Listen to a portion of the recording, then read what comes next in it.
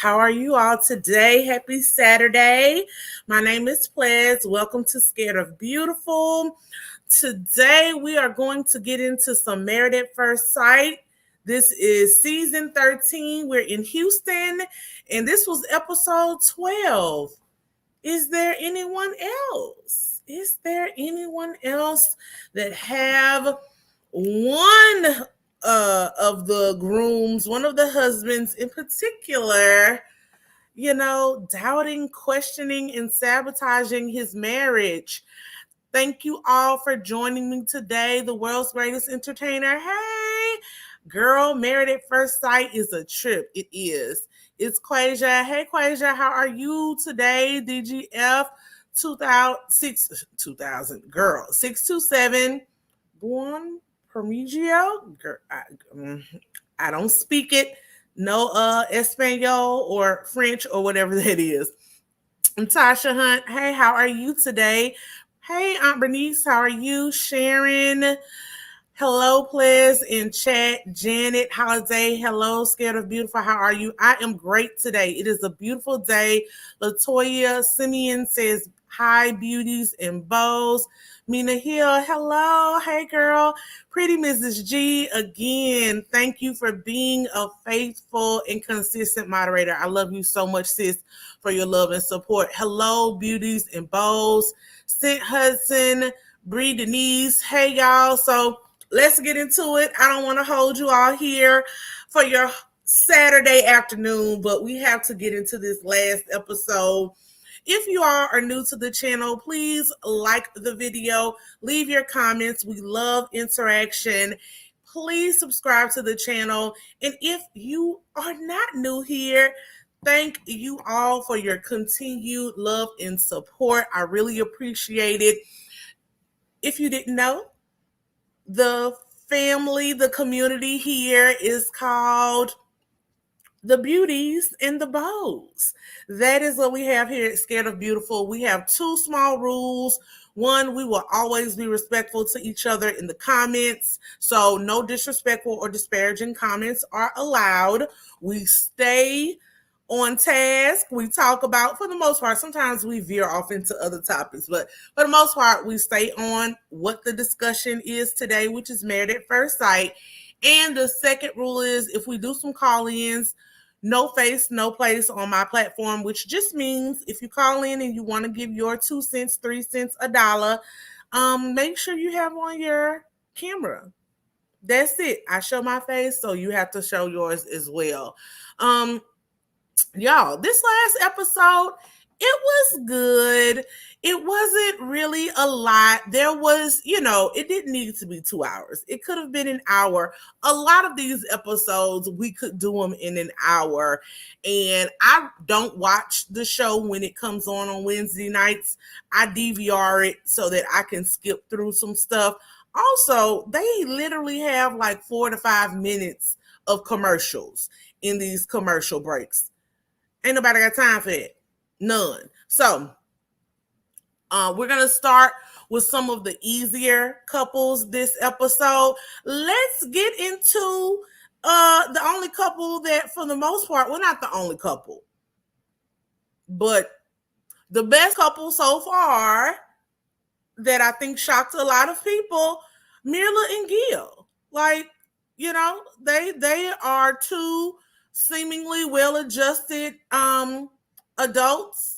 They are doing the best that they can. They are taking their time and learning each other, really getting to know each other, giving each other patience and grace. So Myrla and Gil, they have the crown for right now. This episode, we see them talk about moving in together. Gil is not going to renew his lease. It's almost up. In 3 months, it will be up. And they are going to get a new joint apartment together after decision day. I really applaud the forward thinking. I like that they are so far planning to stay together and say yes on decision day, to the point where they're looking to him let go of his apartment, she'll let go of her apartment, and they'll get something and move in together. I really like that. And I'm glad that they are sticking it through with each other so far. Gil, he's a regular schmegel guy. He wants a regular apartment, doesn't like nor need a high rise apartment, a mid rise apartment. He doesn't see the need for a concierge, a doorman. Plain. Goes back to him being a regular old chocolate chip cookie dude, and there's nothing wrong with that. I kind of relate to Gil, but my biggest thing is safety. So I'm not gonna take the cheapest and most cost efficient apartment if I'm going to be constantly worried about home invasions. So safety is a big thing. Do I necessarily need a doorman? No, but I'm also not going to be in the hood. So I guess I'm kind of mid-road with where Gil and Myrla both are. Of course, Myrla likes the fancy. She likes the luxury. She likes the extraness. And Gil is looking to compromise a little in that, department. He teases her about always wanting new things and liking new things to the point where Myrla is like, I actually want a new phone. I've had this one for 2 years. He's like, does it dial? Can you make a phone call? Can you make a text? Yes. Well, then why do you need a new phone?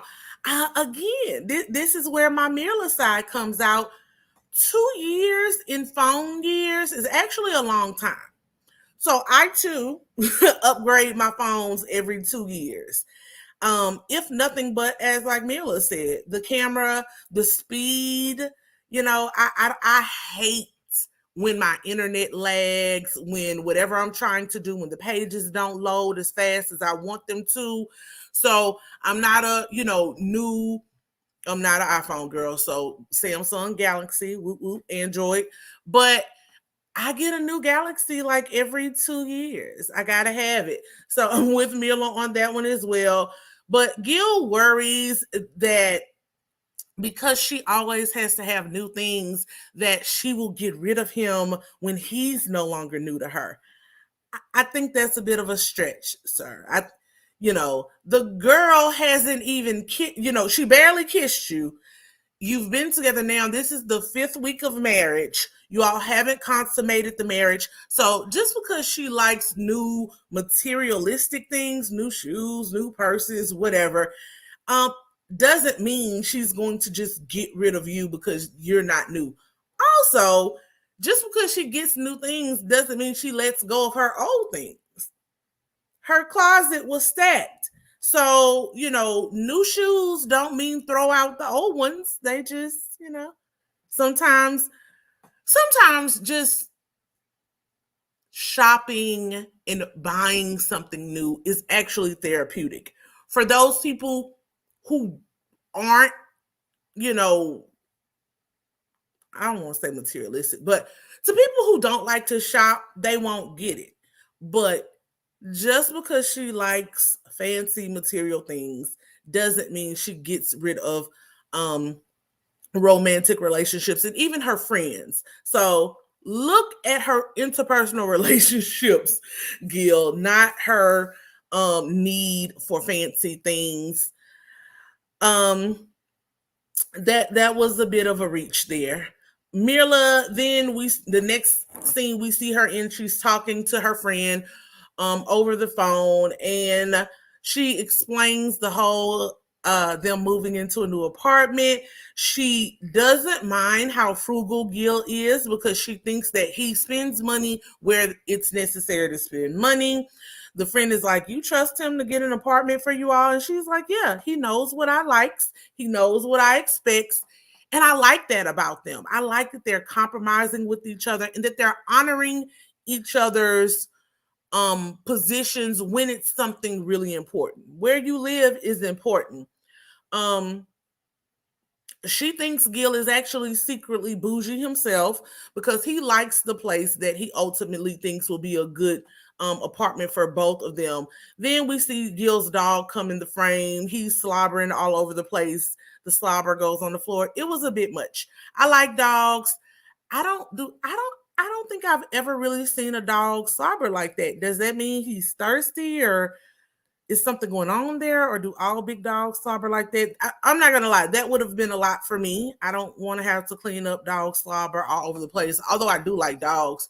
But she fussed about it, and ultimately we see her taking the dog out. She's taking care of the dog pretty much daily while Gil is at work. So they're making it work again where it's important. She the friend asked her, how is she getting along with the bald head? Remember, she did not want a man with a bald head. She said that it is fine. She made a conscious decision to focus on the positives with Gil, not the negative. She knew if she focused on the negative, she would go down this rabbit hole that leads to nowhere. So instead, she chose to focus on the positive.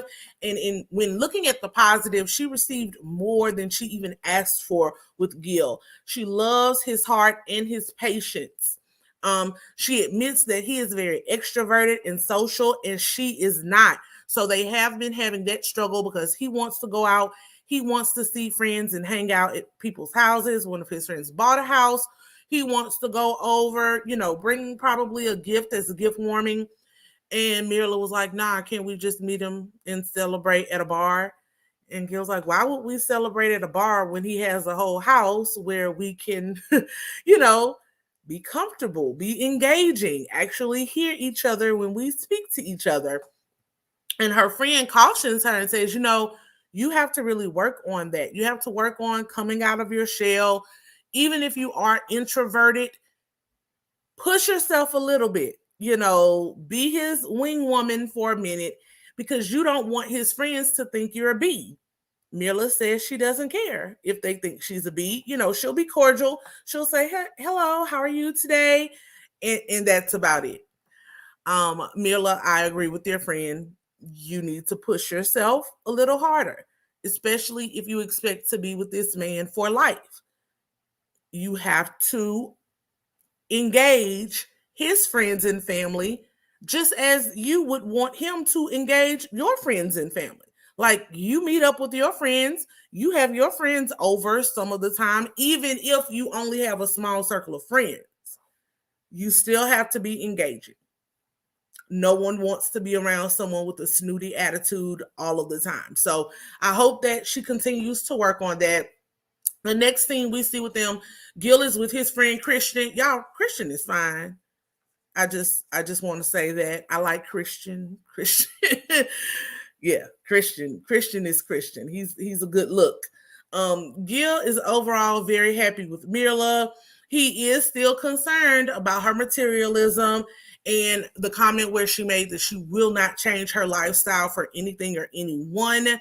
That leads him to believe that she's kind of selfish. And I mean, she is. But I think although she said that, I think there are certain aspects of her lifestyle that she is willing to change. It's just that she really puts on this hardcore front. I think as they get more comfortable with each other, she's going to wear down eventually.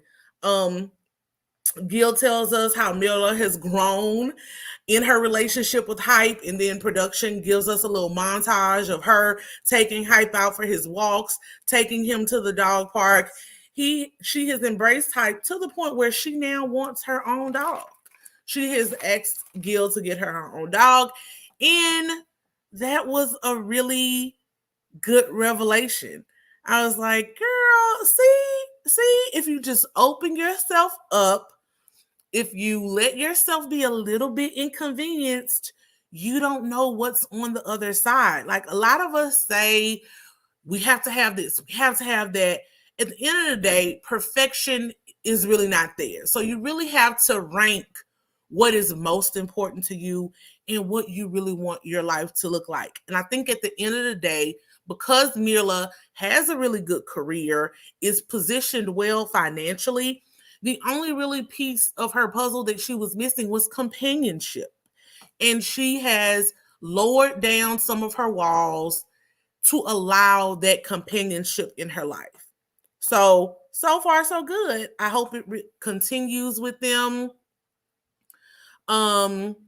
Let's see what y'all are saying. Mary Sir says, I'm surprised Myrla has any friends. Really? I think she has a very small and curated circle. I think she's a good person. Once she gets done with all her complaining, like that's an initial turn off for me. I was completely turned off. Y'all can look back at those old videos by the constant complaining.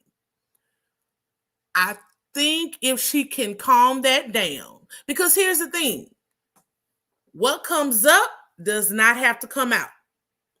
I think lots of things on a daily basis. You're going to see some of what I thought in a minute. But I have enough sense to keep it to myself, because emotional intelligence is a real thing.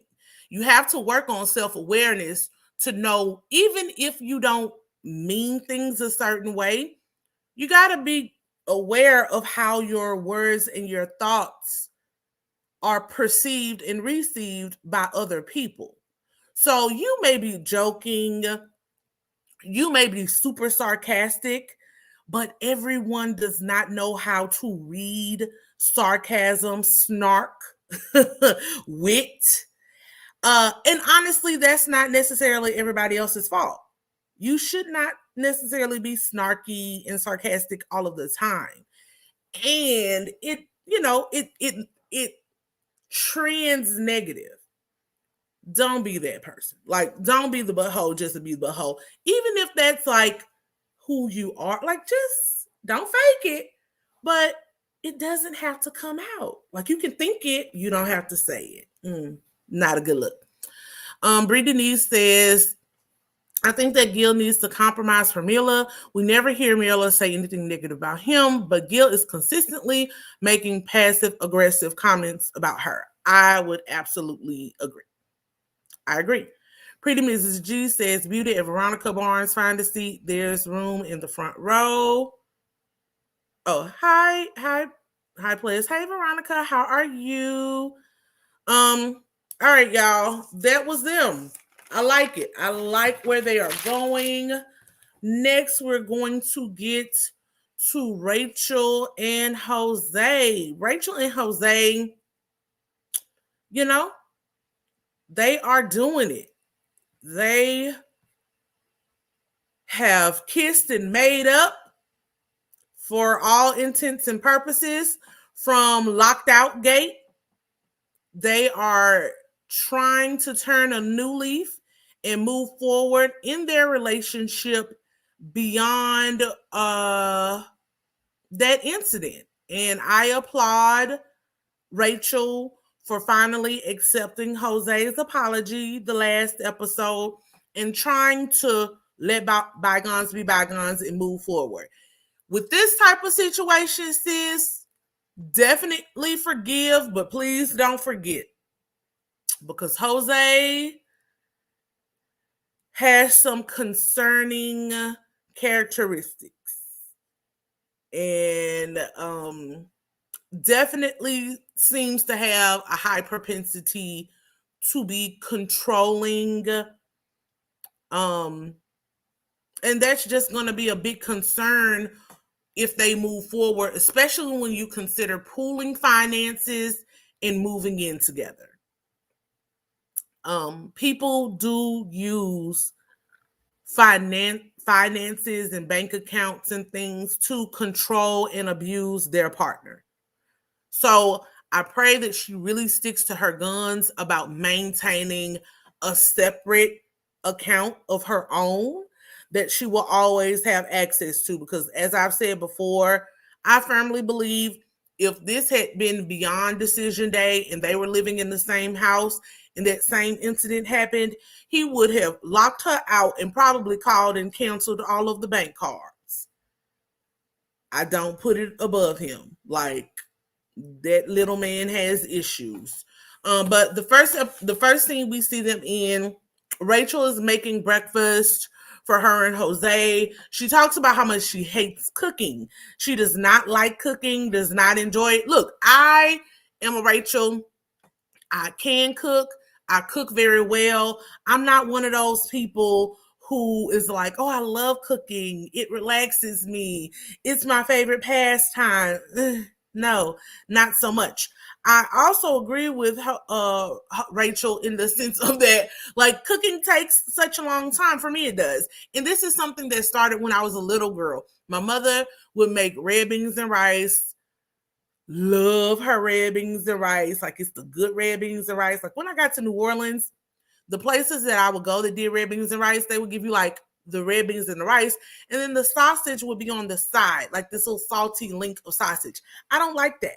My mother would always cut up the sausage and cook them in the red beans. That way the sausage takes on that like smoky flavor of the red beans and the cooking and all of that. So I like my red beans in my rice. But with that being said, to a child, it seemed like that red beans and rice took like 8 hours to cook. She had to wash the beans, soak the beans. These wasn't no blue runners, no canned beans. My mama did real beans.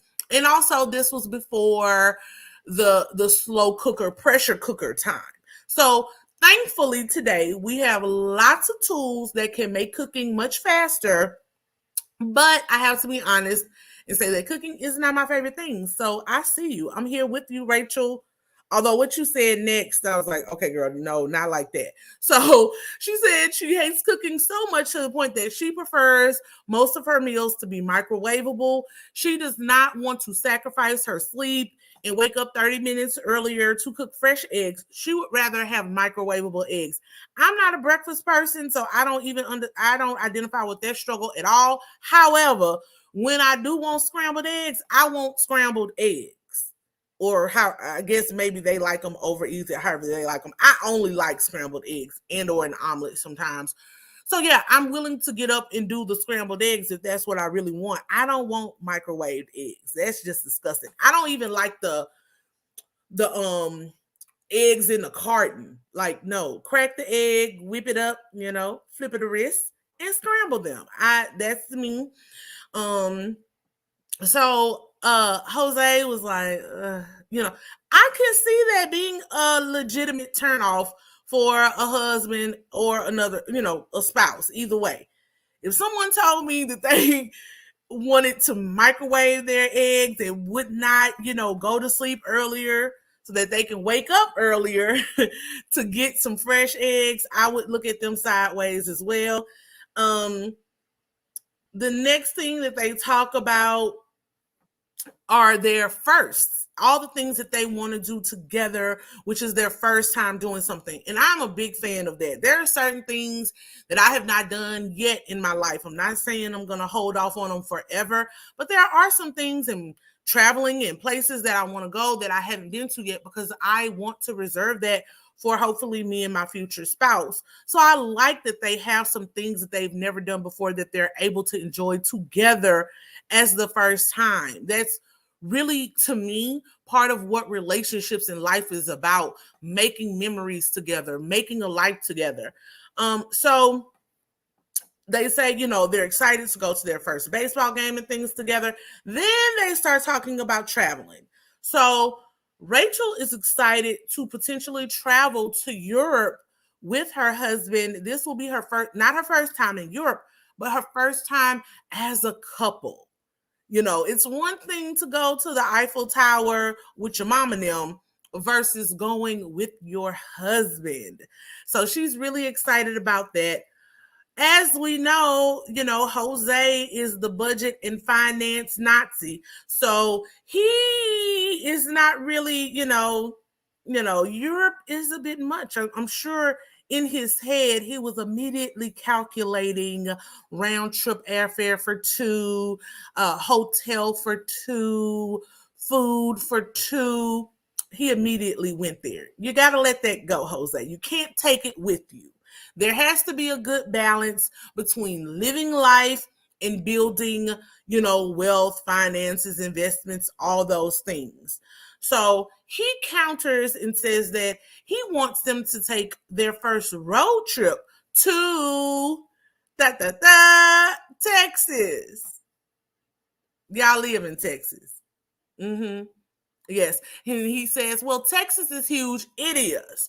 I once went on a road trip, don't ask me why, from where I'm from in Mississippi to Las Vegas, Nevada. I was not the driver. Um, I woke up at least 3 or 4 different times asking where we are, and each time we were still in Texas. I will never do that again. If it's over 5 hours, I have to be in an airplane. I won't be riding. However, he wants to explore Texas. Jose wants to go to San Antonio. He talks about how beautiful it is, how hilly it is, just to be in a more rural place, out in the dirt, out in the trees, country, whatever. He really wants to go there. Okay. I'm not going to knock anybody's travel aspirations. I will say, and Rachel admits, this is a place where they're incompatible. And if you are a really travel minded person, like let's say y'all don't do Married at First Sight. I will never do Married at First Sight because these types of questions are important to me. I have been on dates where I ask people, one question I absolutely ask men that I'm dating is, if you could go, one question, if you could go anywhere in the world, where would you go? Y'all, I went on a date, asked this man, he was a truck driver. If he could go anywhere in the world, where would he go? This man told me New York. Nothing's wrong with New York. In fact, I've never been to New York and want to go. I will go there one day. But I said anywhere in the world. When my options are the world, I'm not going to come back with somewhere in the United States. I'm just not. And so I was like, okay, cool, New York, gotcha. And so then he asked me where would I want to go. And so I was like, well, I'm really big on history since fifth, sixth grade, when once those places were introduced to me, I love like the ancient wonders of the world. So like the Taj Mahal is on my list, Macedonia is on my list, Bali is on my list, Thailand, Egypt. I want to see the pyramids in real life. Y'all, this man told me they have mummies in Egypt. I was like, yeah, they're dead. They're not gonna, like, you think they're gonna come and attack you or something? Like, what does that have to do with what we're talking about? And then he went into the cost of going across and he also didn't like to fly. So that was a big no. I'm like, how are you getting to New York from Louisiana? You're gonna ride the bus to New York and it's gonna take like 3 or 4 days? I think not. So yeah, have those discussions. If those things are important to you, you need to have those discussions prior to a serious courtship and marriage, because those things will likely continue to be sticking points, especially if the person isn't willing to compromise and see your side. So that's just me, one of my little stories. But they're married at first sight, so they're gonna hopefully figure out some kind of way to make this work. The next thing we see them on, I'll talk about their double date with Brett and Ryan when I talk about Brett and Ryan, but they did go on a double date with Brett and Ryan. Next, we see them on a winery date. Rachel highlights how ultimately in this relationship, she will be sacrificing more than Jose. She's going to move to his home, give up some of her comforts. And that's just the reality of it, to try to fit herself into this life that Jose already has mapped out, and that he needs to respect that some, that she is going through a lot of changes to try to make this relationship work.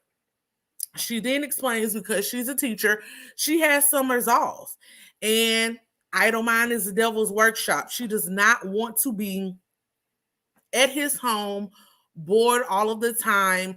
So they're going to really have to work on ways to do things together. But I also think, Rachel, you can't throw all of that on Jose. His happiness is not your happiness, is not his responsibility. So as a grown woman, you have to get you some hobbies or things to do. Maybe some volunteer work, maybe work some summer school classes. I don't know. But to tell him, you need to brace yourself, because if I'm bored and you say the wrong thing to me, I will snap off on you and leave you, that's not a good look either. Like, self-awareness is important, right? Self-awareness does not mean I know how I am and you have to deal with it. That's not what that means. That means I'm aware enough of myself to know this about myself, and I know I may need to work on it, so be patient with me as I try to work on it. The way she worded it or the way it was edited, what was presented to us was, for me, a bad setup and a bad look on her part, especially since Jose is still holding on to her revelation that she has cheated in a prior relationship. In his head, he is likely thinking, well, she's going to be bored, and if I'm not fulfilling her or satisfying her, she's going to go out and cheat on me too. Like, we see how he acted just by her saying Johnny's name, calling him Johnny's name. Why plant more seeds in his head that you are a wild card? When you aren't getting what you want and or need, you're just going to flip out and leave and or go somewhere else. Like, you did yourself a disservice on that one, sis. I gotta somewhat give Jose some grace on that, because that's just not a good headspace to put your partner in. And of course, in the confessional or their single talking heads, we see Jose say, he's now worried about her potentially leaving and setting up doubt in their relationship. POP on positive on purpose. Hey sis, she says Rachel has a history of cheating. She does. Crystal Alessandra, so true, plays about self-awareness. Thank you for the agreement. I adore Jessie. Hello. She says, I think she absolutely deserves to travel. Maybe travel local, then a trip abroad when he has time off. Maybe they should have matched her with the teacher. She absolutely deserves to travel, but so that's my thing. You have things that you like to do. Find a way to fill your time. Like, what is the difference in you being single and having summers off, and now you're married? Yes, you have to come to his turf, but I mean, so you're in a different house. What were you doing when you were single in the summertime? That shouldn't be something that necessarily changes. Now, if what you used to do is something that Jose is not cool with, of course you can't go on dates. But I so far, and not saying that it couldn't be possible, because Jose is controlling, let's be real. But she didn't say, oh, I'm going to go off on trips during the summertime to fill my time. And Jose said, no, you won't. He didn't do that. She made it seem like I won't be sitting in your house twiddling my fingers. And she shouldn't. But it is also not his job to entertain her or find something for her to do if he's at work. That's her job, not his. So I just think it was a better way that she could have worded that. Demetria Nicole says, just like Michaela saying she blacks out as an excuse to say and act how she wants. I think it wasn't different, but yes, no one should just use these things as excuses. To be fair, I think Michaela has grown and tried to push through that. Mary says Rachel might be trying to scare Jose into a European vacation. Demetria Nicole, exactly. How did you spend your summers before? Absolutely. Pretty Mrs. G, 70 people in the chat or watching TV or wherever. Only 15 likes, please. Yes, y'all, please like the video if you are enjoying the content. Help us drive up this algorithm and give it some likes. Demetria, D is replying to it. Demetria, I'm so disappointed in the Michaela and Zach relationship. They made me so warm in the beginning. Mm-hmm. And speaking of, let's go to Michaela and Zach. Let's get there. Michaela and Zach, as we all know, they started off hot, super hot. Unfortunately, Zach got COVID, or probably at the wedding, but it was revealed during the honeymoon that he tested positive for COVID. They had to take a break from each other for a while. And once they were reunited back in Houston, it was kind of downhill from there. It was a lot going on, and they are now trying to fight their way back. So this episode was pretty okay for them. Definitely more positive than the past episodes have been. So the first thing, we see them on a date playing bubble ball at this place called Main Street Soccer. Zach, y'all, I like a man in tune with his emotions, but I also like alpha men and like men who are men's men. Zach is a bit of a beta. He's yeah. He's just not super I don't know. Yeah. Little things, nuances I pick up on. So like once they signed the waiver for the facility, he gets in these bubbles and he says, "I'm nervous. Don't go too hard on me, Michaela." Like, this is an aggressive game. The whole purpose of the game is to run into each other and knock each other back. And he's just like, "I'm nervous." Like, why? Why? If you're nervous, why even come? Like, why even come? And at the end of the day, you are a man.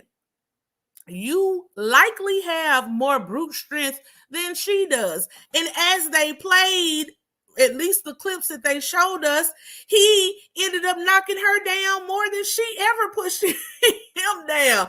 So it just gave lots of beta energy, and I didn't like it.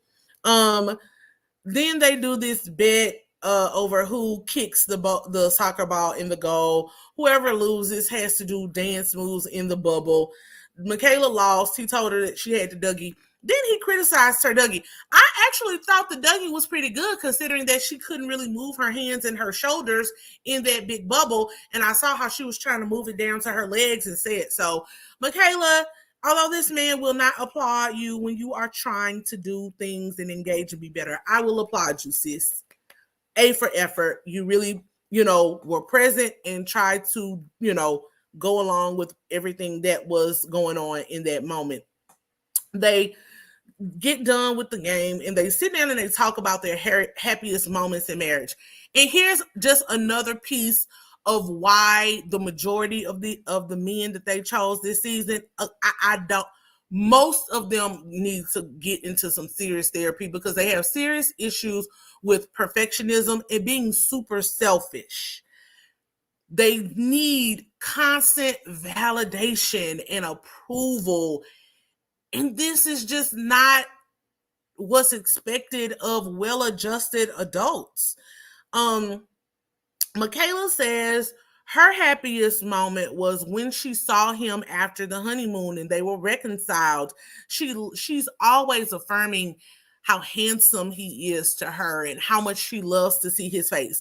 So in that response, her happiest moment focused on him. Zach's happiest moment was when he was dancing for her at the honeymoon and his guys came out and she really liked it and was, became a bit tearful. In that moment, the object of the happiness was him and his dance. Like, not something about her that made him happy. It's those little nuances that are like, can you see beyond yourself? Like, in a relationship, you both strive. Now, again, like I said with who was that? Rachel and Jose. Like, your spouse is not responsible for your happiness, but you have to think about the other person and what they bring to the table and how they have brought happiness into your life. And to me, it just seems like Zach always wants to focus on him and how he feels. And that thing kind of continues throughout. Blessings, Alexander. Hey, sis, thank you so much. I agree. Plez, thank you for the super chat. Zach did say he didn't want to hurt Michaela during the bubble ball activity. He did say that. I think so. Again, I don't. Yeah, I don't think it was that serious. It was just go and have fun, and I think that's the problem with a lot of these couples. They don't know how to just let go and have fun. It's always this super but I will always accept you all's opinions. We can just agree to disagree on that one. That was my read on it. I didn't like him. Oh, I'm nervous. It came off kind of wimpy. Like, Michaela is not, and she actually said it in her conversation later on with her sister. She wants him to be assertive, and she wasn't looking for him to back down from the bubble ball. She was ready for it. Whatever, however hard it was going to be. Like, that's what she wanted. I think that's what you go to this type of activity for. But I get it. Next, she says, how can they recreate the happiness? And she says, oh, you can do it by buying me a house. Just a joke. He was like, no, but you can buy me a house. Okay. So next, Michaela meets with her sister and says that she has learned a lot about herself in this process. She is learning how to slow down and process information, not be so emotionally reactive. She really has gotten better with that, and I applaud her for that. She has learned a lot about giving Zach space when they aren't in a bad place. Give him his space, his alone time to process, and then they come back to the conversation. Her sister admits that she can see how she is getting better, more mature, more vulnerable, and definitely learning not to be emotionally reactive in her outbursts. Michaela says that she loves Zach. I think that's very interesting, especially with their interaction that we've seen. I think she may be getting love confused with something else, particularly since she claims she has never loved anyone before and never said I love you before. I think she may be in love more with the thought of marriage and wanting to be married. I don't think she really loves Zach. They haven't had, at least on screen, enough interaction, enough actual vulnerable conversations to be in love. Everything that they've done has been super surface level. So I don't see how she's in love already, but she says that she is. So we have to go with that. Her sister asks about babies, like, oh, well, if you're in love and you're already married, when are these babies coming? Michaela's like, yeah, no, we're not there yet, super soon. And her sister, again, reaffirms her growth and her maturity and her vulnerability. I see Michaela trying and doing the work. Like, I know people have held on to this Hurricane K thing and how she's blown up in the past, but I do see her trying, and I really do think that it's a good thing. Mina Rule says, mostly everyone on this show needs therapy. The men, especially Ryan, Johnny, Zach, and Jose, need it the most. POP positive on purpose says he does have retro ways. Michaela was really putting on a happy face for her sister. And then POP says there's so much to say, too much to type. I completely understand.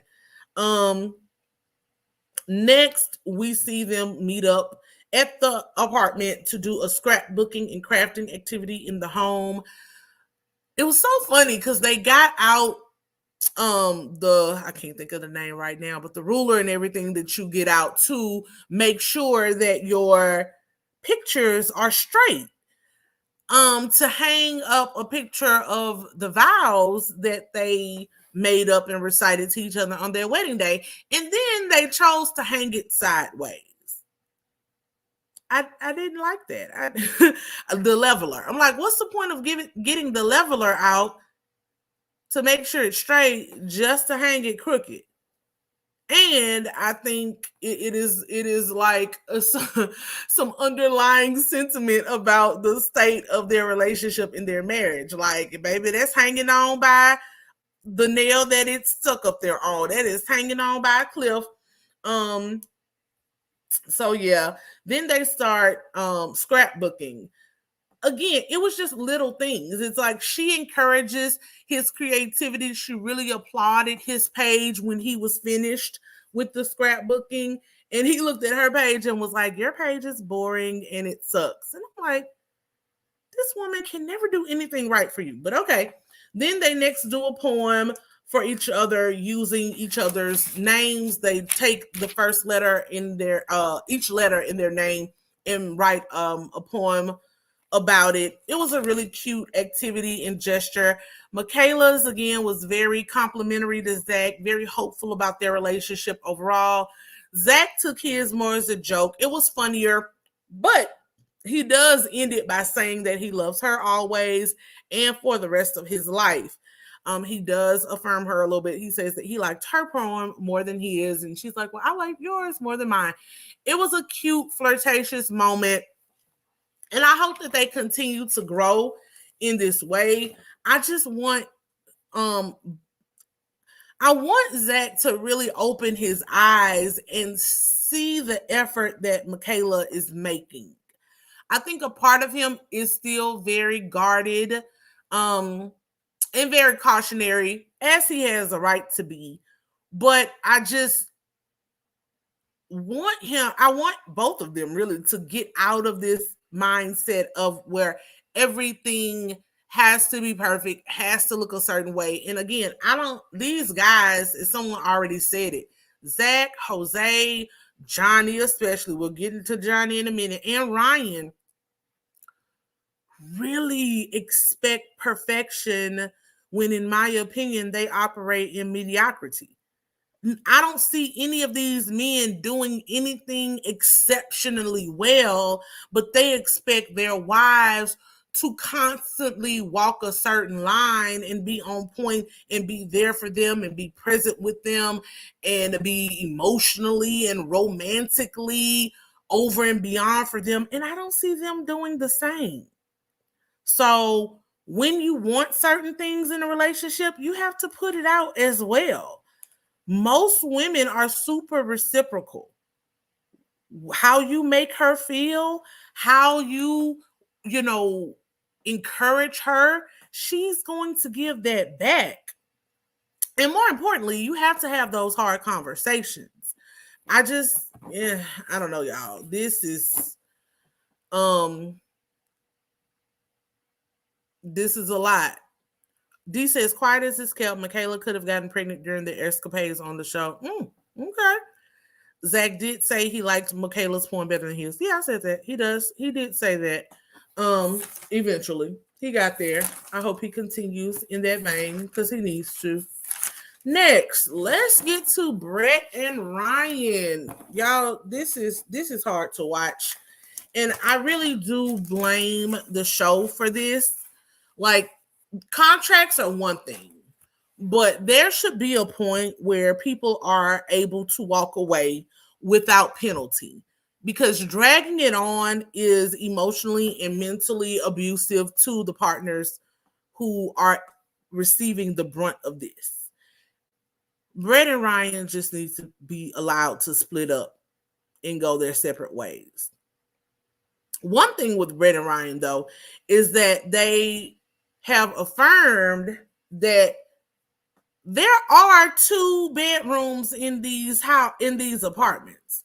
There are 2 bedrooms and 2 bathrooms. So for the other men who keep running home to their individual apartments every time, or homes every time something goes wrong, that is highly problematic.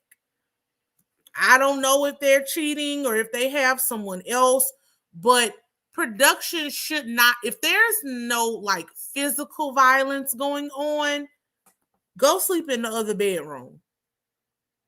Why are they allowed to go all the way back to their own home every time there's a disagreement or an argument? That's not realistic if again the goal is to paint what a real marriage looks like.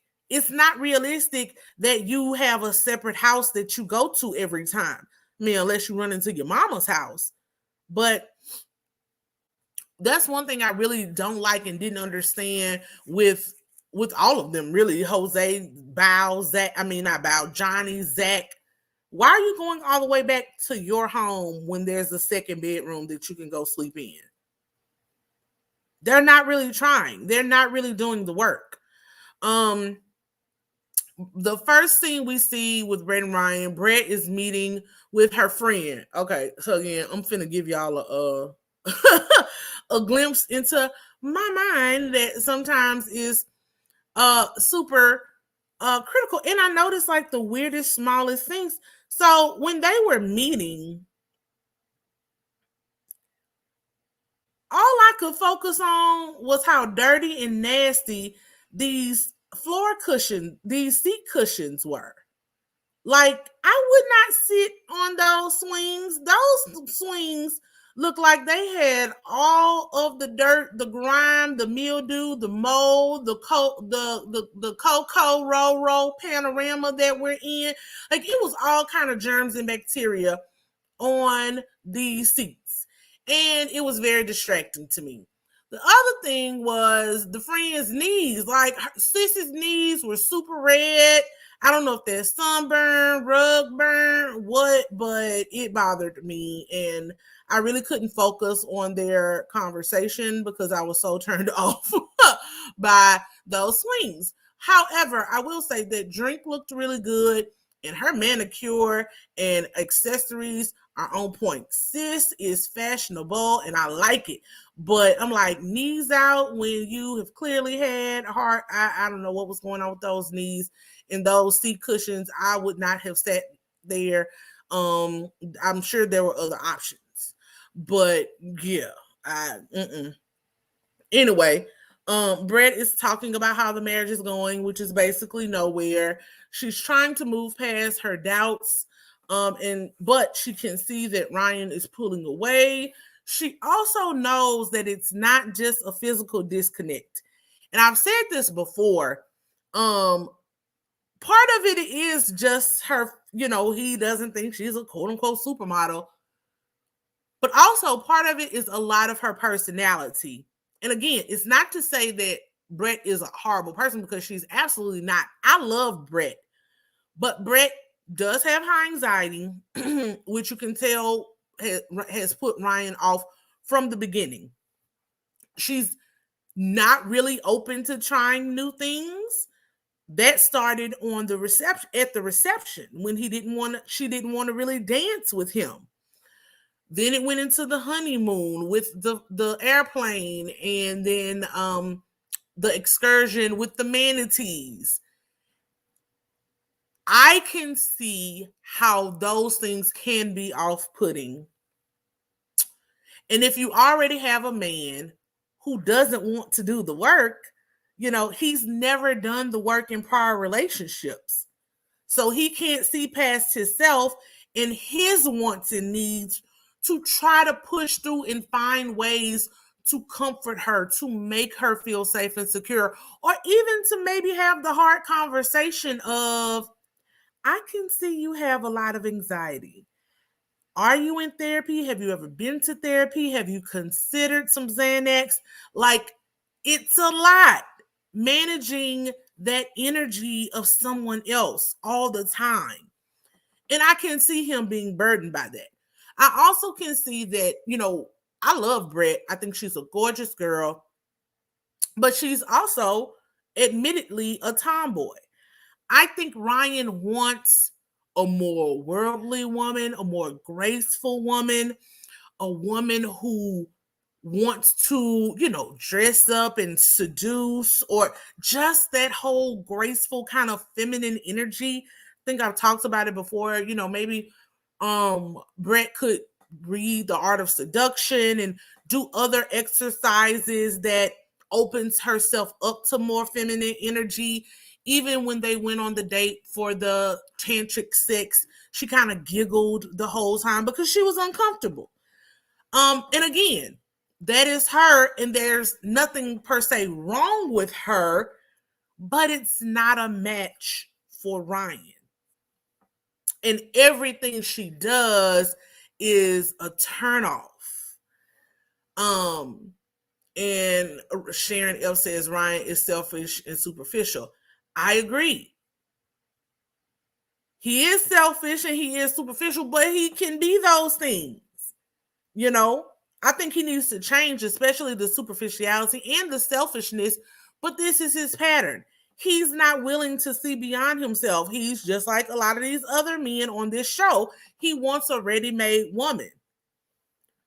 But I think if, just like we say with, with guys, if you keep getting the same result, sometimes it's not just the other person. Brett has admittedly had these same things happen before.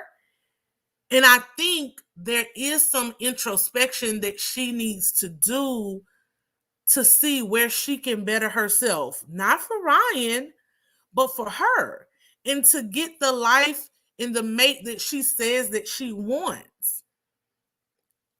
Having high anxiety and pushing that on, not even necessarily pushing that on somebody, but that's a lot for any person to deal with.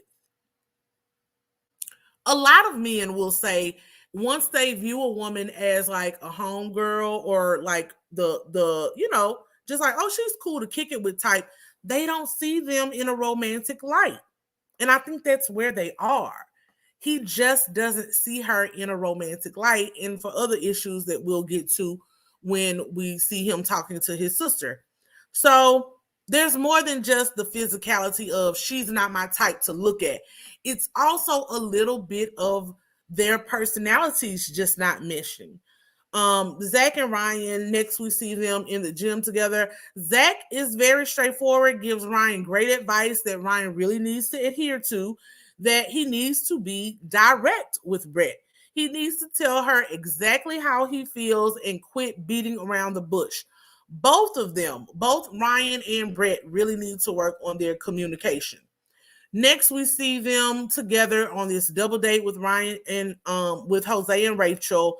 Brett plans this double date. So Brett is trying.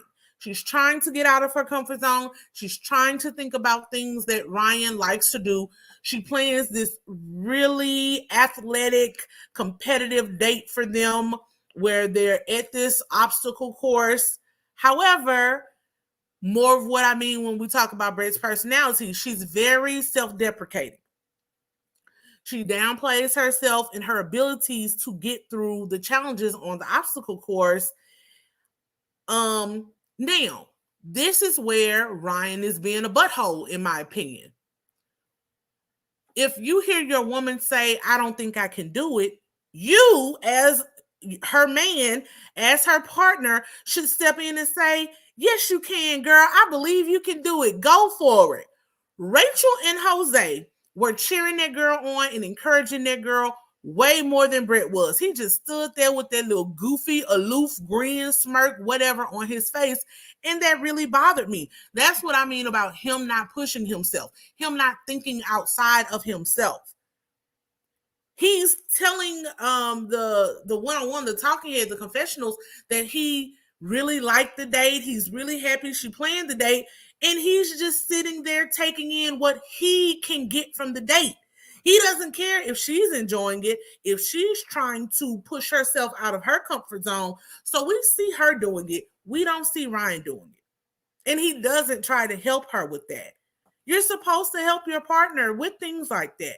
Encourage her. Support her. When she was trying to climb the wall, she was right there. Hearing his voice may have helped her, gather that upper body strength to push through, but he wasn't even doing it. Next we see Ryan talking with his sister. He says that he's super conflicted. He's conflicted. He doesn't enjoy the marriage. He doesn't like married life because he knows that she's not the one for him. His sister says, how are you enjoying living with a woman? Is she cleaner than me? Apparently he lived with his sister before. Is she cleaner than me? Is she dirtier than me? In production, production is production. So Ryan says that Brett is extremely messy and junky. At first, at the honeymoon, the bathroom was a mess. He thought, oh, we're living out a suitcase. That's just how she is. I mean, that's just, that's it. But since they've been in the apartment, she's kind of taking over the second bedrooms and bathroom. And so production goes in. They show video of the current condition of the second bedroom and the bathroom. And in Brett, sis, it was bad. It was bad. Like, that looked like a week's worth of towels. And when you get out of the shower and your body is dripping and water's there and there's towels on the floor, that sets up mildew. Or at the very least, the smell of mildew, because the towels are moist. And the bathroom is a small enclosed space. Like, at least get a hamper. And even if you have a hamper, like, you have to actually use your hamper. That sink, you could barely even see the actual sink. There was so much clutter on the counter space and in the actual sink. Then they went in the closet and everything was closed everywhere. And it was a lot. It was a lot. And so again, I can see that being very off-putting for a man. It was a lot. And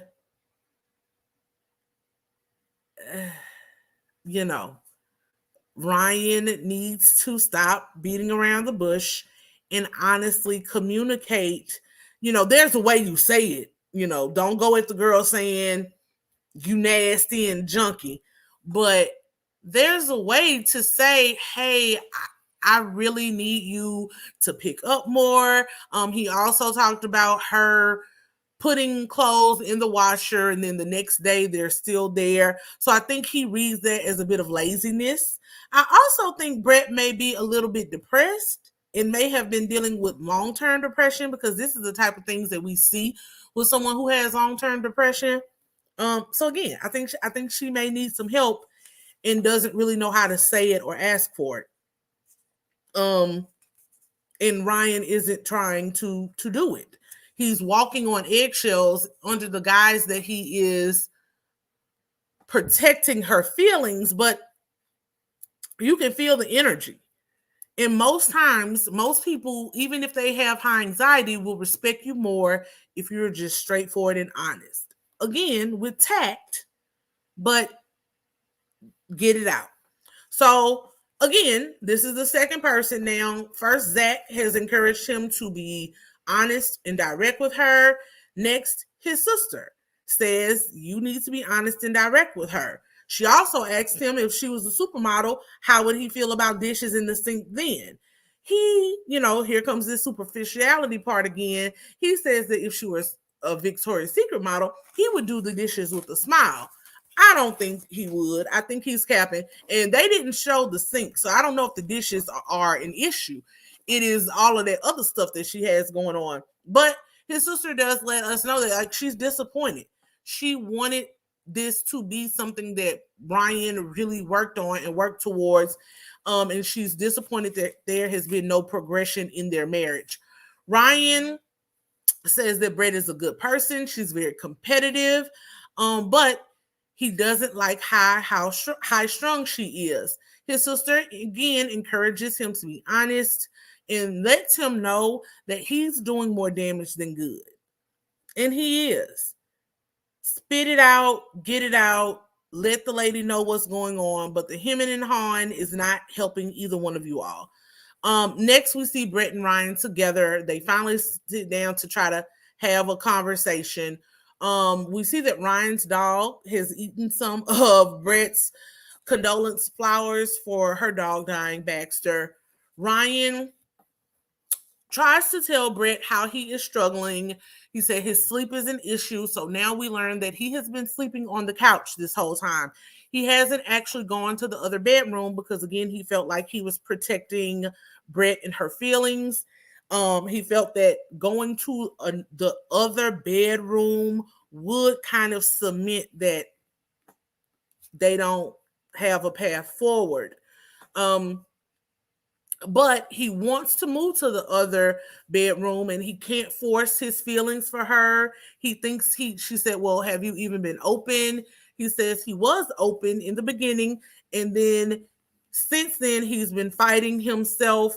He thinks that he's generally motivated in relationships and says that it's not Brett's fault. I don't think he's generally motivated in relationships, because if that was the case, he wouldn't self-admittedly be a constant dater. As soon as he sees something that he doesn't like in a woman, he leaves. He moves on to the next candidate. So I don't think he's generally motivated. I don't think he tries. I think he, like Johnny and Jose, are looking for a ready-made, perfect Stepford wife, and they do not exist. Just like he isn't a ready-made, perfect husband. He is right in saying that that's not Brett's fault. It's not Brett's fault. You know, she has some shortcomings, but you do too. And it takes two people to work past them. He can't even fully address and enunciate his feelings to her and his issues with her because he claims that he's protecting her feelings. But that's just not realistic. You have to have hard conversations in relationships if you want them to work out. And the reality is he just doesn't want this to work out. Brett says it. Like, he needs to spit it out. She knows where he's going. She wants to force his hand, make him spit it out, stop talking in circles. Ryan is still saying he doesn't want to hurt her heart. He knows her past. It's only making it worse. But he does need to sleep well. He'll be a complete butthole if he does not. She will really begin to hate him and dislike him if he doesn't start getting better sleep. And Brett just wants him to come out with it, say it in black and white. Y'all, sometimes we prolong things. And again, I think in this case, it's because of this contract in the show. Ryan wouldn't have to tell me. I would tell myself and leave. Because both of them at this point are wallowing around in a situation that ultimately is only going to do more so for Brett, more emotional and mental damage. Like, there's no need to try to figure this out. There's no need to say, well, what could I do better? What am I doing wrong? It's not all of you. It's really him, because he made it up in his mind early on that you were not the one and that he wasn't willing to try anymore. He's not even trying. I see Brett trying. I don't see Ryan trying at all. So it's time for this to be done. Time for it to be done. Mina Ruth says he wants a Barbie doll. He definitely does. POP says he needs someone to hunt with.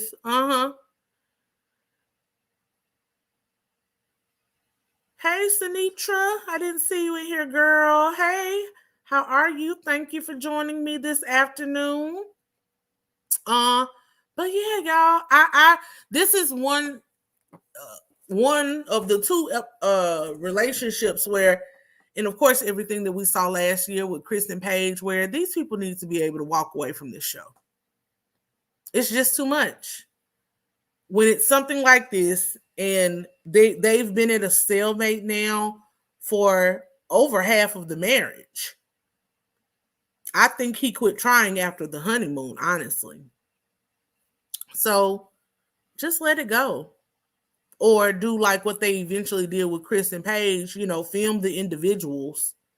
But trying to make fetch happen, it's not happening. And it's really hard to watch. I feel really bad for Brett in this situation.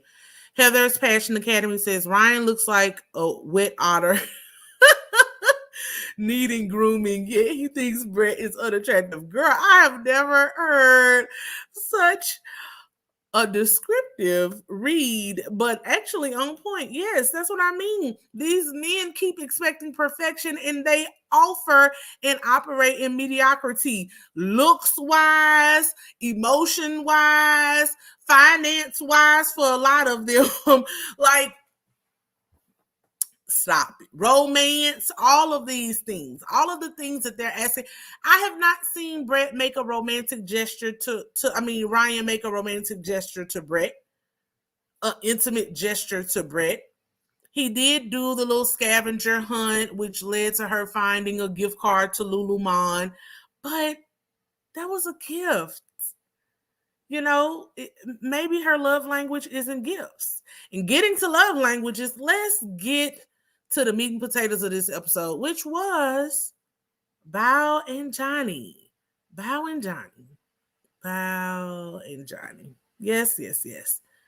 This is hard to watch because Bao is actually, honestly, putting her best foot forward, and Johnny looks like this every episode.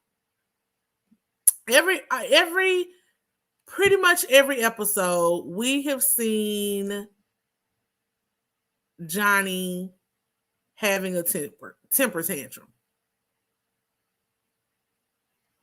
That's all he's doing, drowning in feelings. In fact, at this point, when Johnny comes on my screen, I immediately go to LMI. I'm like, feelings, so deep in my feelings.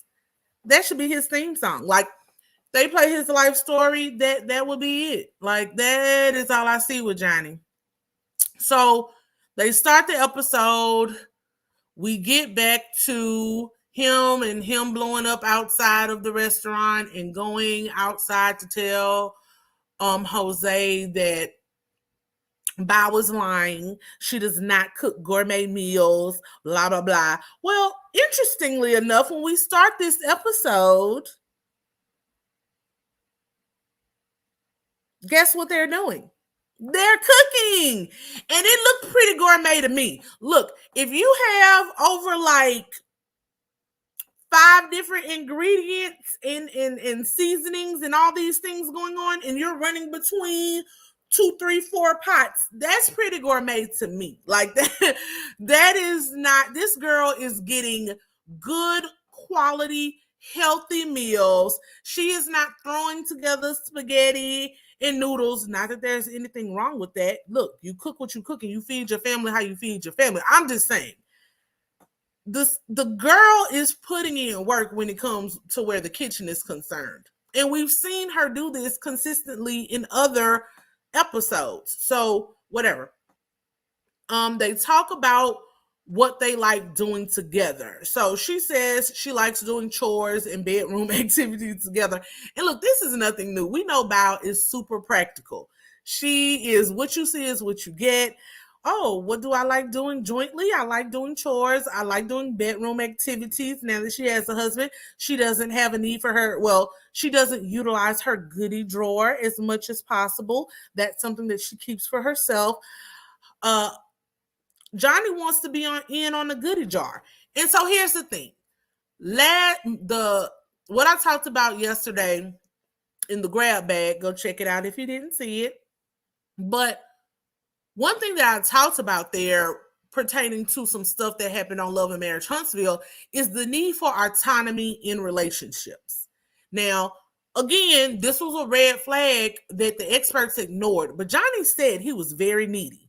And unfortunately, we are now seeing the extent of Johnny's neediness. He needs a lot. Whereas Bao is more self-sufficient and wants to maintain some sense of autonomy in her relationship. She doesn't want to just be Johnny's wife. There are still things that she wants to do by herself and wants to have time for herself with. Johnny wants to be tied at the hip. Johnny wants to be doing everything. The girl gets up to do yoga. He wants to come do yoga with her. But more importantly, he won't just go and do it. He needs her to invite him. He needs her to want him to be there. He needs her to make these overt romantic gestures where she's initiating things. And again, for me, because I tend to like very alpha minded men, I'm not gonna lie, it would be a lot for me too.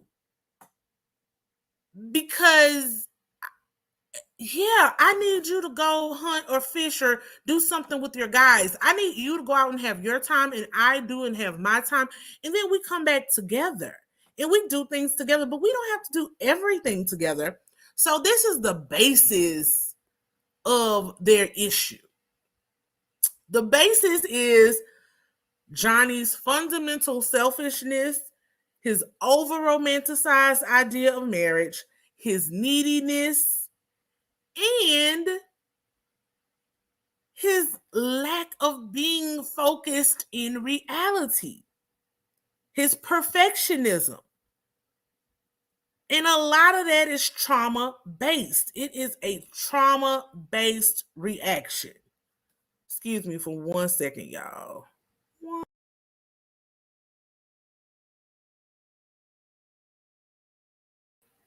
All right, I'm back. So, yeah, I just. I, mm, I don't. I don't get it.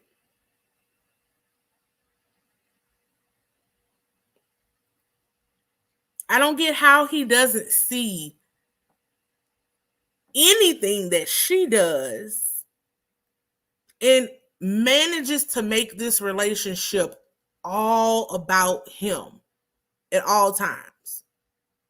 So they're cooking. She says that she's trying to be more flirty since he says he likes a woman that's flirtatious. That's not natural to her, but she's trying to be more flirty. Um, They start playing this drinking game, truth or sip. You ask a question. If you don't want to tell the truth or answer the question, then you take a sip of your drink. So she goes first and asks about decision day. What is his decision going to be? Johnny goes, gets his drink, and takes a sip. But then he turns around and asks her the same question. So you're not willing to answer the question, but you turn around and ask her the same question. But he gives the caveat of if decision day was tomorrow, what would your answer be? So Bao does better than he does. She answers the question and says that she would stay married. And he's like, really? Why? How do you know already? She says that she made the conscious decision to do something different in this process. She has ended all of her previous relationships. She always leaves. So this time she wants to stay. She wants to put her all into this relationship. And even if it doesn't work, she wants to walk away with no regrets. Yes, yes. Thank you, Bao. Thank you. This is someone who actually came into this experiment with the right thought process, with the right motivation. She's giving it her all. Everyone else sees it but Johnny. So he likes her response because again, she is professing her devotion to him. And he whispers to her and says that he's trying. She affirms him, says that she sees his effort and she appreciates his effort. That is what you do, Johnny. She is constantly affirming you, telling you that she sees you putting in effort. She's doing more than I would because I don't see your effort, sir. I don't. You are constantly negative. You are constantly. I also think he is depressed, but a lot of it is his own making. It's all of these things that he has done in his own mind, these future scenarios that he has planned out, that he has projected that aren't based in reality. And sometimes perception can be reality, but that is why you need to be grounded and be able to step back and objectively look at the facts. So I really hope he, even if I don't, if they don't stay together, I hope he does take time to look at this this season and watch himself in these episodes so that hopefully he can learn some things to move forward in any future relationship. Next, they finish the gourmet meal. They sit down for dinner. Bao is looking at him. She is searching his face for his approval and validation. I hate that. Because she's so used to being knocked down by him. So she's looking, to see if he's gonna like it and all this stuff. Johnny, takes his time chewing and digesting, and then he says, it's good. It was a success. So she's happy about that, likes it, he likes it. But as soon as he gives that bit of validation, here he comes again, ready to knock her down again. He asks if she is giving 100% effort. Does she think she's giving 100% effort in this marriage? She says yes, she's trying her hardest. He says, well, if your 100% is 100%, then I'm giving 150%. Why is this a competition, sir? He says that he's being flirty. He's planning date nights. He's planning things for him to do. And Bao is doing none of those things. Johnny says he doesn't even see her trying. And I'm sorry, sir. Like, if you don't see it, it's because you're choosing not to see it. The girl is definitely trying. Bao says, no, I'm very consistent in my day-to-day actions. I do laundry. I, cook. I make sure that we have everything that we need for the house. So again, this is kind of just a fundamental love language difference here. Bao is clearly more of an active service type person. She believes that's how you show love, by making sure you have something healthy to eat every day, to making sure you have clean clothes to put on every day. Those things where she's giving of herself, giving of her labor and her time. And Johnny wants quality time. He wants physical touch. And so that's the rub between these two. He wants her to do more things with him. He wants her to initiate more. Like I said before, when she does yoga, he wants her to invite him in and spend more of her free time with him. He thinks when she gets free time, she finds busy stuff to do. And I think that's a bit insulting. It's probably not busy things. It's things that she wants to do, whether that's read a book for her own gratification or something. But old Johnny needs constant validation, attention, and gratification. And sir, that is not the life of an adult. If they stay married and have kids, this will be a man who likely resents his own children, because they will now take time that he is used to getting. That is not good, Johnny. That's not a good look. You got a lot of growing to do, sir. Got a lot of growing to do.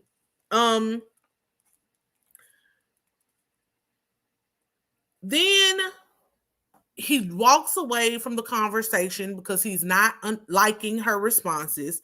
He does this random yelling, screaming, cursing in the background. Then he comes back looking sulking again, looking for attention, looking to be coddled, with his hands in his pockets like a 10-year-old kid in front of the cameras.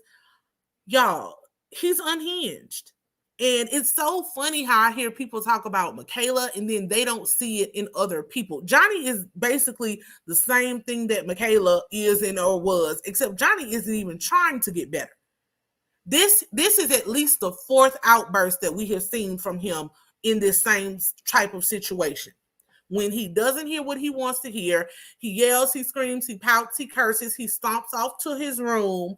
Then he comes back with this whisper voice of, I just don't know why we're so incompatible. He has a really hard time processing feelings and emotions. He's not a well-adjusted adult. And a lot of this is going to go back to the childhood, the issues that he had with watching his parents divorce, his father not accepting him feeling either legitimately or unlegitimately that he's never good enough. Anything he ever does is good enough for his father, which is why he needs to be in therapy and heal that trauma before he gets into another relationship, because he is bleeding all over Bao and Bao ain't did nothing to him. In short, there's a phenomenon in psychology and he is catastrophizing. That is exactly what he is doing. Is this small thing and he blows it up into this huge thing of, we're so incompatible, we can never make this work, this is going to be horrible. When no, if you calm down, if you process, if you openly and effectively communicate what quality time looks like to you. It's one thing to say, I need quality time, right? So to Bao, them cooking together is quality time. I need physical touch. Bao told you she want to have sex with you every day. To her, that is physical touch, but you need more. So there needs to be a balance. One, you need to clearly state what you need, but two, you also got to be realistic in your needs. She can't rub up on you and cuddle you every day. And I'm sorry, that cuddling thing, again, I like alpha men. That would bother me. Every time we see them cuddling, Bao is the big spoon. Johnny, you don't think Bao wants to be cuddled sometimes? You should be the big spoon sometimes. It can't just be about your gratification and what you need. Like, this is irritating, y'all. Like, ugh. This is another couple that I wish they could just walk away, although I see Bao trying, but I want her to stop trying, honestly, in this one, because it's a mess. Bao then, gets really sad, kind of sulking, and she realizes that she has to be the strong one in this relationship. Usually some person is more so the strong one, but the problem comes when what happens when Bao can't be the strong one. Does Johnny have the capacity to step in to be the strong one? And so far, no. Johnny leaves. He runs again. He goes to stay at his own home because he says he didn't want to keep saying things that would hurt each other. I don't see her saying anything that should hurt you. You take pot shots at her all the time. I don't see her going low like you do. Again, maybe this is the way they're editing it. Maybe it's things that we don't see, but I don't see how she's saying things that should hurt you. You're too easily hurt. That's the difference. Next, we see them talking about the family barbecue. I want them to know that a barbecue and a crawfish boil are two completely different things. Please quit interchanging them. Because if I show up at a barbecue and there's crawfish there, I'm upset because I was expecting barbecue. My mouth is ready for ribs, chicken, and baked beans and potato salad, not crawfish. So let's work on our verbiage. But definitely was a crawfish boil, not a family barbecue. This is for one of his uncles. They're celebrating the family. So the day before, Bao is supposed to be going with him. Bao is busy memorizing all of his family members' names in Mandarin. She wants to impress both Johnny and the family and let them know that she knows the native language, all of these wonderful things. So again, Bao is trying. She's trying. Johnny goes to the family crawfish boil and they are asking, where's Bao? When's she coming? He lets them know that he told her not to come. So they flip to Bao. Bao says, my husband called me and told me he doesn't want me coming to the family crawfish boil, and this is a problem. Married people have to do this. You have a disagreement with your spouse. There's a family event plan. You still have to go to that family event as a united front. And Bao is absolutely right and was rightfully pissed in this situation. Johnny explains that he has issues with Bao that need to be resolved before she's invited around the family more. And Johnny's family is not even on his side. Even his family tried to deliver a reality check to him. He talks about the things that Bao isn't doing. None of them are impressed. He says, well, I want it to be romantic. I'm looking for a certain feeling. I want this high school romance. I wanted to hug the family member that told him, I'm sorry to inform you, you're not in high school anymore. Go family. Like, this is the type of family I like. The family that's going to call you on your ish. We need more family members like Johnny's family members. So they're like, you're not in high school anymore. And you need to look at things from the other person's perspective. Don't be so clouded by your mindset. Look at things from her perspective. She's growing and learning how to do things outside of what she would normally do as well. So you need to appreciate that and take that into account. They ask, what's she doing right now? He says she's probably in bed texting. Well, production shows us what Bao is doing. Bao is doing what? She's once again cooking a gourmet meal. Look gourmet to me. She's meal prepping for both of them for the week to have healthy meals ready to go while they have their work week. However, she knows it won't be appreciated because nothing she ever does is appreciated. Next, Johnny goes off to the side with his aunt. They have a more one-on-one conversation. Aunt tells Johnny that he needs to let go of his expectations. There's romance, and then there's reality. And the reality for a marriage day to day is not this cheesy romance novel, high school, swept off your feet, making out every 5 seconds. It's not. And at 35, he should know that. He counters and tells his aunt that he doesn't like how Bao thinks or how she communicates. I don't know how he can not like how she communicates. The girl is very straightforward. And that the more he learns about her, the less he likes. He also says that she's very negative and critical.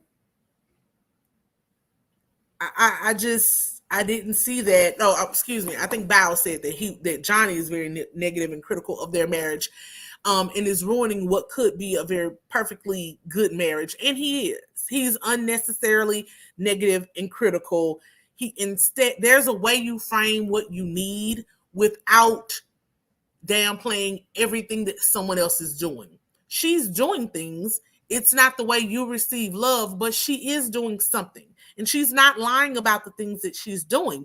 You just refuse to acknowledge them because you have your blinders on. Johnny, his aunt is like, we want you to settle down. We want you to stop dating all of these women. We want you to have kids, have a family, and be happy. Johnny says, well, do you want me to just be married to anybody? Like, I don't want to just be married to anybody. I want to be happy and I need it all. I don't see Bao as a wife for me. And I don't know where you really go from there. Like,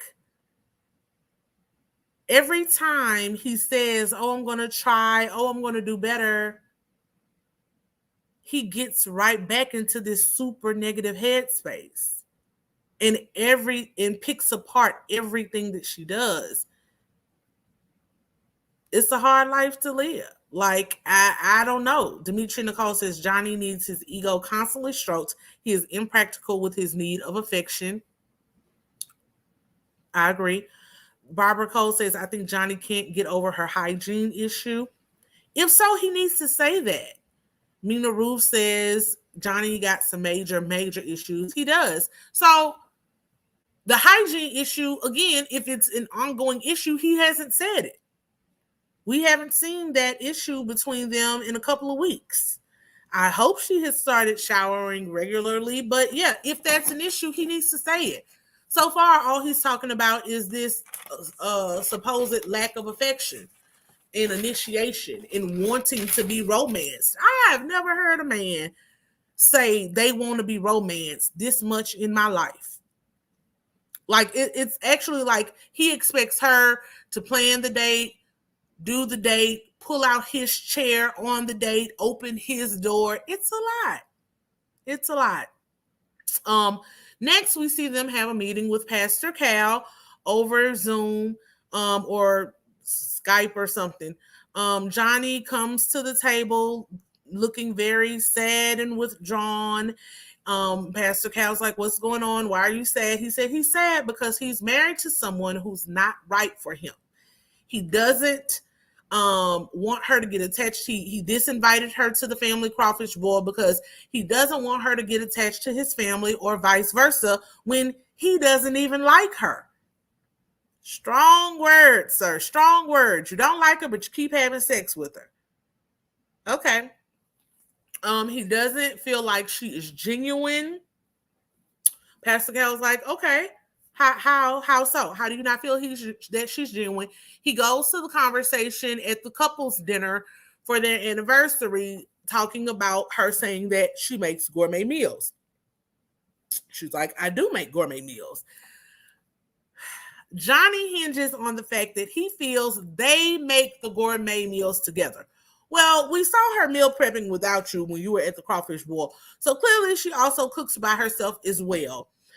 She lists out all of the meals that she's cooked, all of the things that she's made for him, and hates that she has to kind of keep a running score of everything that she's done. No one should have to do that. A relationship is not a running scorecard. It's give and take. It's reciprocal. And yes, sometimes it will be a little off balance, but you can't keep coming to people like, did you do this? Did you do that? Did you do? No one wants to live like that. He claims, look, no, we did those things together, and says that she's always making excuses because she's like, well, I don't have time to always cook things or do things on my own. Like, I do work. I do. And again, he's acting like this girl doesn't have probably a 40 or 50-hour work week with her position in healthcare. Like, come on.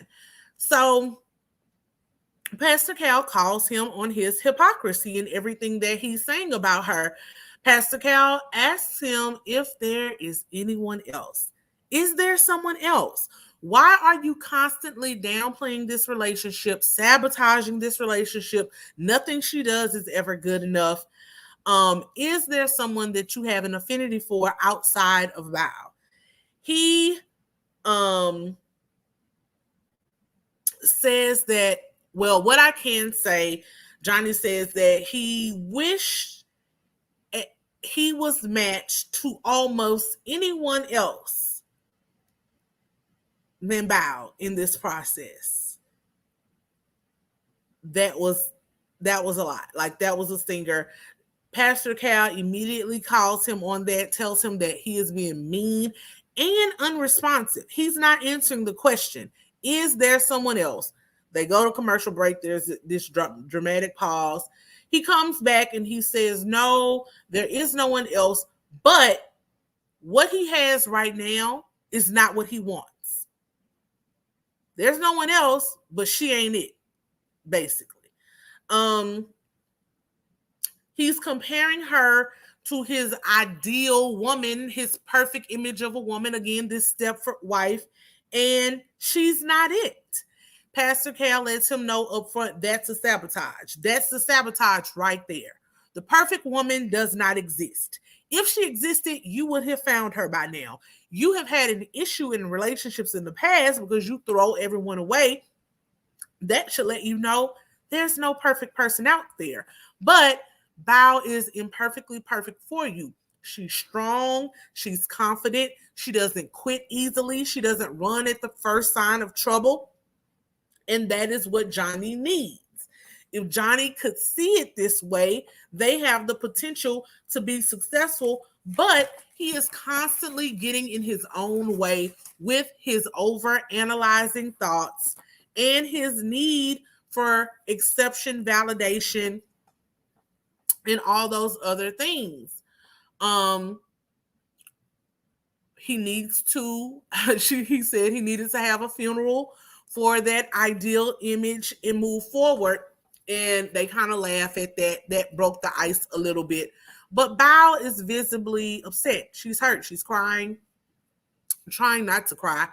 But she thanks Pastor Cal. Excuse me, y'all, I got a cough. She thanks Pastor Cal for affirming her in that way. and letting her know that it's not her. So, excuse me. Pastor Cal makes Johnny promise to let that image go and to really push through those emotions and give them a chance in this relationship. Give them a chance for this to work. Johnny does it. He faces Bao, grabs her hand, promises to push through his emotions, work on this. And for me, it sounded good. But honestly, this is the third or fourth time we've seen Johnny say these same things in that same whispering tone where he promises to stop and really process and work and focus on the relationship. I hope he does, but I really don't see it. I really see him constantly nitpicking and pulling this apart.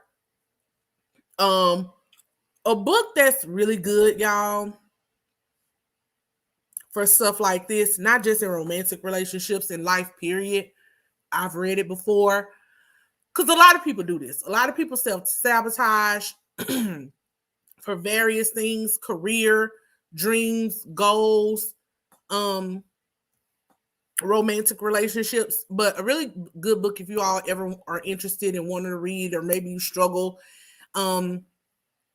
with anxiety and catastrophizing and different things in your own life. It's a book called Get Out of Your Own Way: Overcoming Self-Defeating Behavior. Practical Lessons for Conquering Procrastination, Fear, Envy, Neediness, Guilt, and More. It's by Mark Goulston, who's the MD, and Philip Goldberg. So y'all, it's a really good book. Check it out if you are a reader. Or if you just, even if you're not a reader, sometimes again, we got to get out of our comfort zone, do things that we wouldn't do. If you don't want to actually read it, of course, Audible and all those other options where they read it to you. But it is full of gems and actual tools and tactics that can help you push past limiting thoughts, limiting beliefs. And a lot of people with childhood trauma, a lot of people, especially if you grew up in a household where you felt like you were never enough, you were never good enough, you were constantly trying to get validated from your mother or your father, or constantly looking for their approval and never really getting it, it can lead to a lot of self-defeating behaviors that play out in your adult life through procrastination, fear, envy. I know people all the time, myself included, you'll have goals and things that you want to do, and you have it all planned and mapped out, but actually starting, it's like you're constantly procrastinating. And it's usually because there's some underlying fear, either fear of failure, fear of success, just being doubting yourself and being unsure. So this is a really good book. Johnny should read it. I hope Pastor Cal,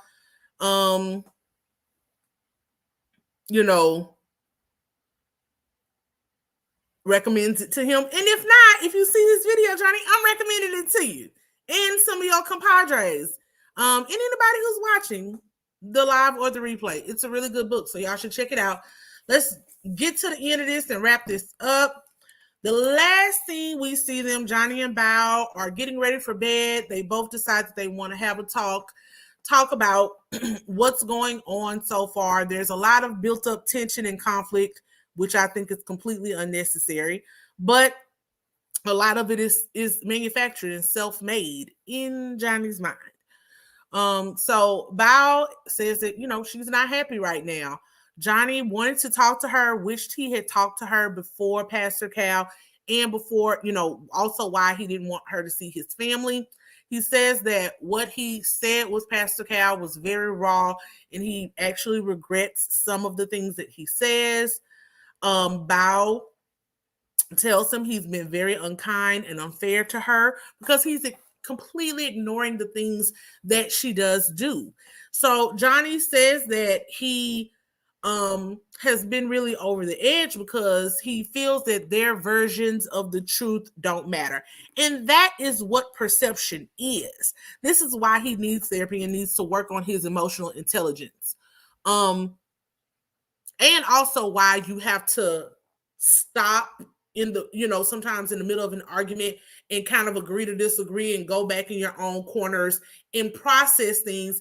But you also have to take the next step of being objective, not subjective, because that's always what happens. There's this person's truth, there's the other side's truth, and there's usually something in the middle that's more like the actual truth.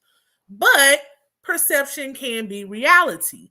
So, because his love languages are quality time and physical touch, and he's so hyper focused on these things, he doesn't see the things that Bao is doing to show her love and affection as actual love and affection. And he actually says that. Their versions of the truth don't match. Bao says, yeah, what I'm doing things, but what I'm doing is not acknowledged and appreciated by you. So that's when he kind of delves into the love language. He talks about her baking. She enjoys baking.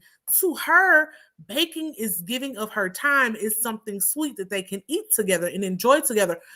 For him, because he doesn't really, like sweets, he's like, I eat stuff because you make it, but I don't see that you're doing that for me.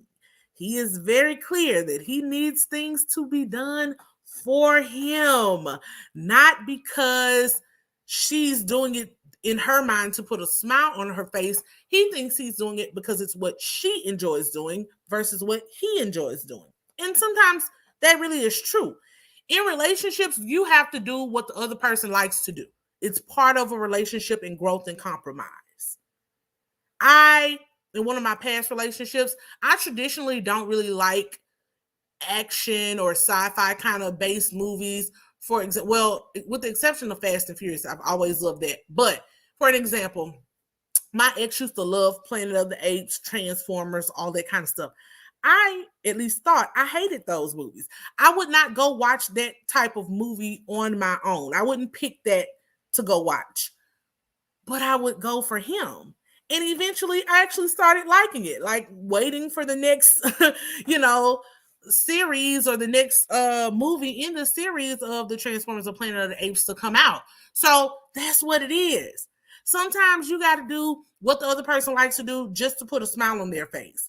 So my thing is, I don't see Johnny doing any of that either.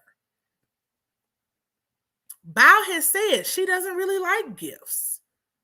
She doesn't have to have quality time. But you keep saying, I'm doing this, I'm doing that, I'm doing this. That's not her love language. Maybe she needs you to help out more in the chores. He never asks her what she needs. I just see her bending over backwards to please him and appease him.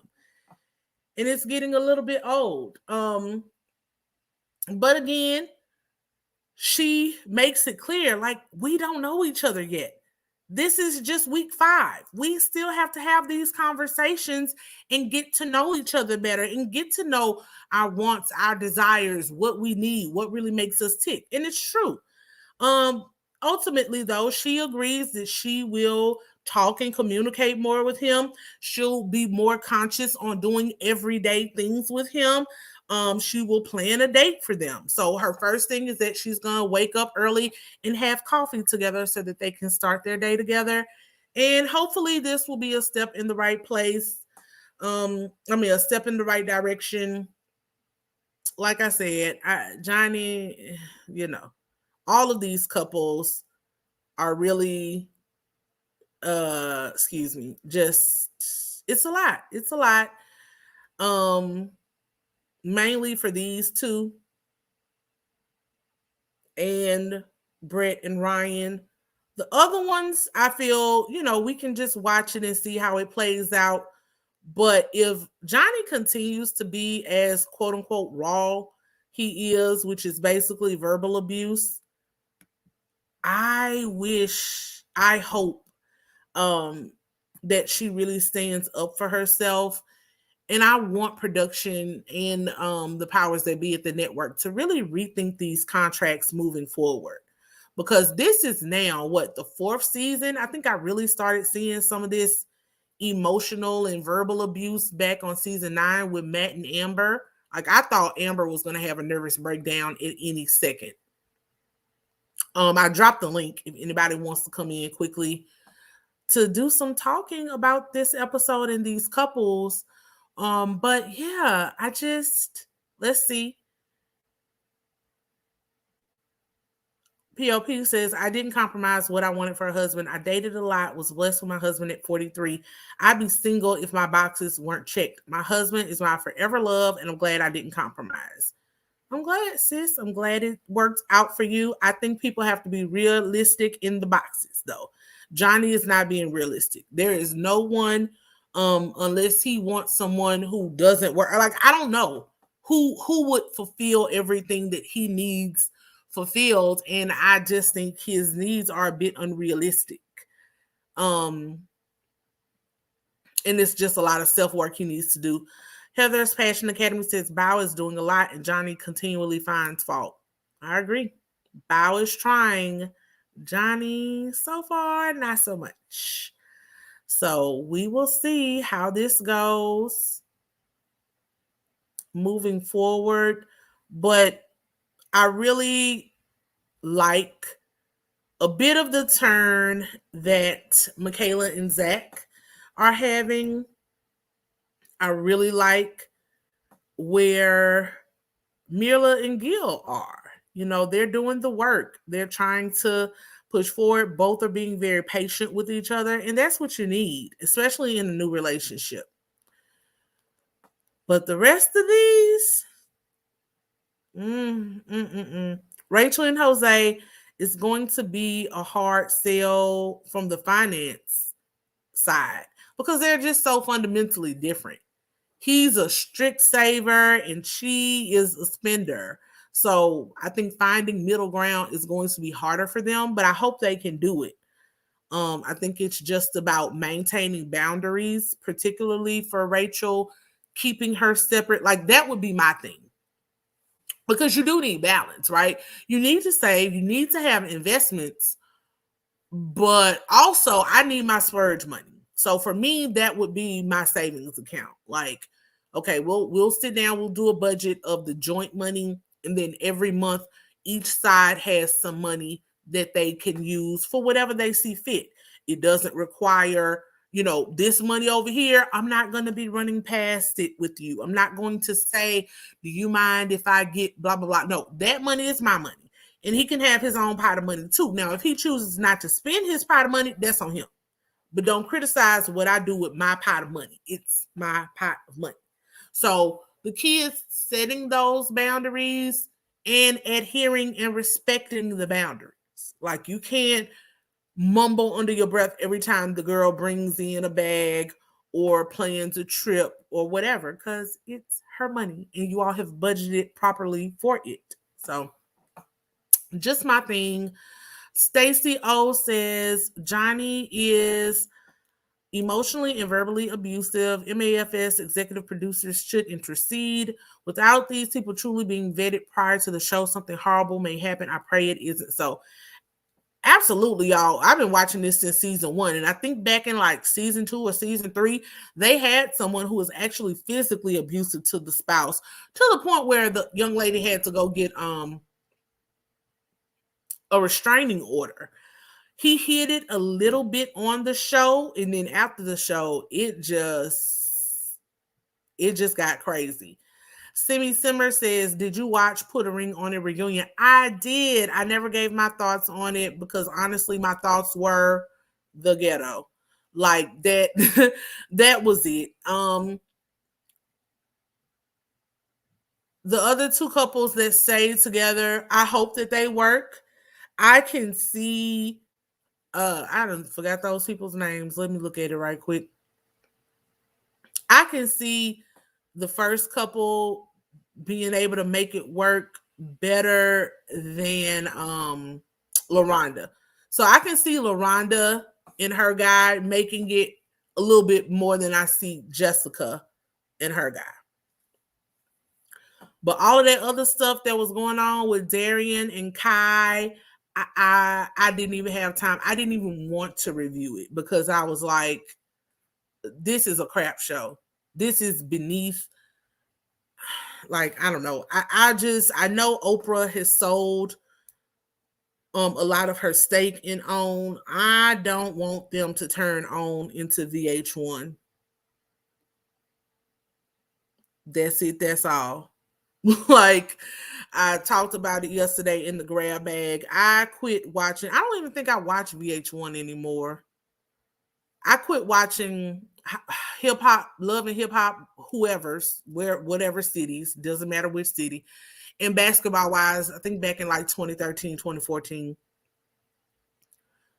Quit watching Black Ink Crew in like 2017, 2018. Unless they're showing a replay of New Jack City or Minister Society or something, I don't even watch VH1 anymore.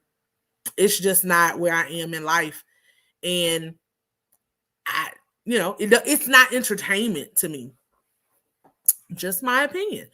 Not no shade to anyone else who still likes it. I just don't. So, hey Candace, how are you? Oh, can you hear me? I didn't even know I was on here yet. Yes, I can hear you. How are you? Hey. Thank you for having me. You are welcome. I'm so enjoying your topic, and I love Married at First Sight. Really? Okay, girl. I love your kitchen. Let's go. It's pretty. You can tell I'm not coming on. I'm in here washing clothes. Did you want to comment? Uh-huh. Okay. So I'm positive on purpose. I'm POP. Okay. Nice to meet you. Nice meeting you too. Oh my God, you like one of my faves, of course. Thank you. We were talking about being married. I'm the one who said that I waited for all my boxes to get checked. Okay. But I had very realistic boxes. Mm-hmm. You know, because I believe as you get older, you really understand what it takes.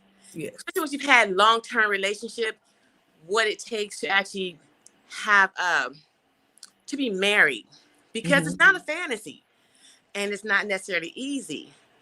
But once you have that understanding that it takes two to want to be married first. So that's what I do like about Married at First Sight, because you have to know you want to be married and in it for the long haul.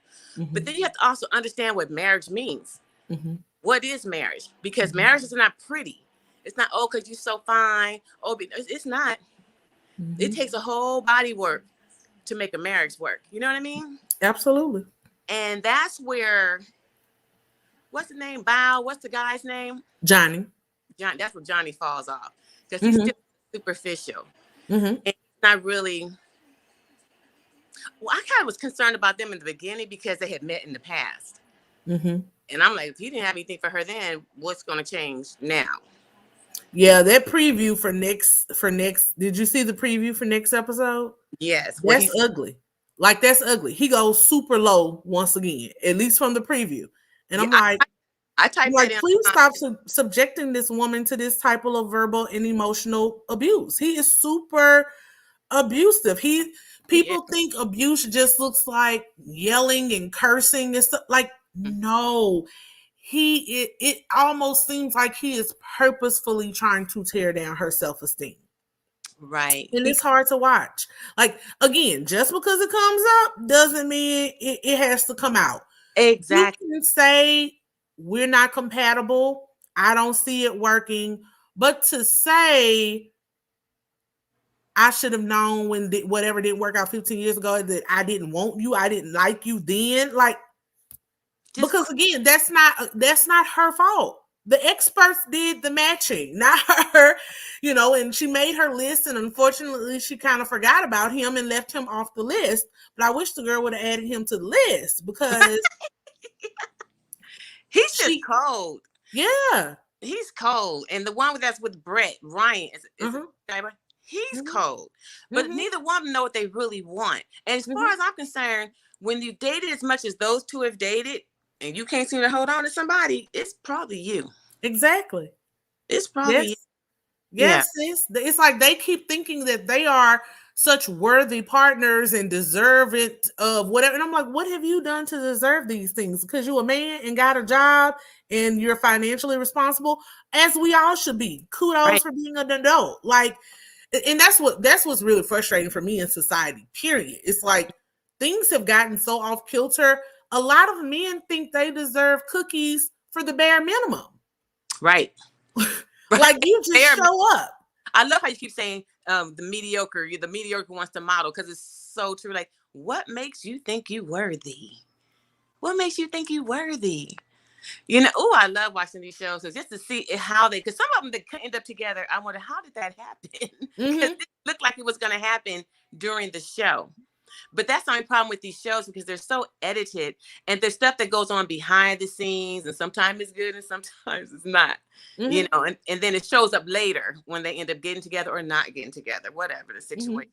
It's entertaining, if nothing else. It is, but I think that's a lot. It's just so interesting that four of the men this season really do have those characteristics. Zach does it on a smaller level, but he still has the same thing. And when you talk about, so for me, I think early on, and I think unfortunately, I talked about this yesterday and with where I am with reality TV, period.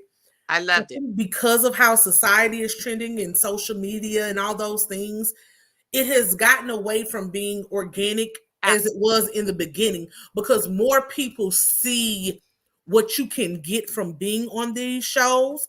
And although they may not say it, a lot of that really is their motivation. It is not really to get married. For example, Zach. I don't think Zach really, I don't think he necessarily did it just to be on the show. But Mm-hmm. even when they talked to him, he constantly talked about how his brothers are in serious relationships. So for me, his main motivation was to get married, but not because he wanted a marriage. He wanted to beat his brothers down the aisle because I'm the oldest. I should do things first. My parents have been married for 40 years. Like, that's not a reason for you to get married, particularly since you haven't been able to sustain a relationship longer than 9 months. Right.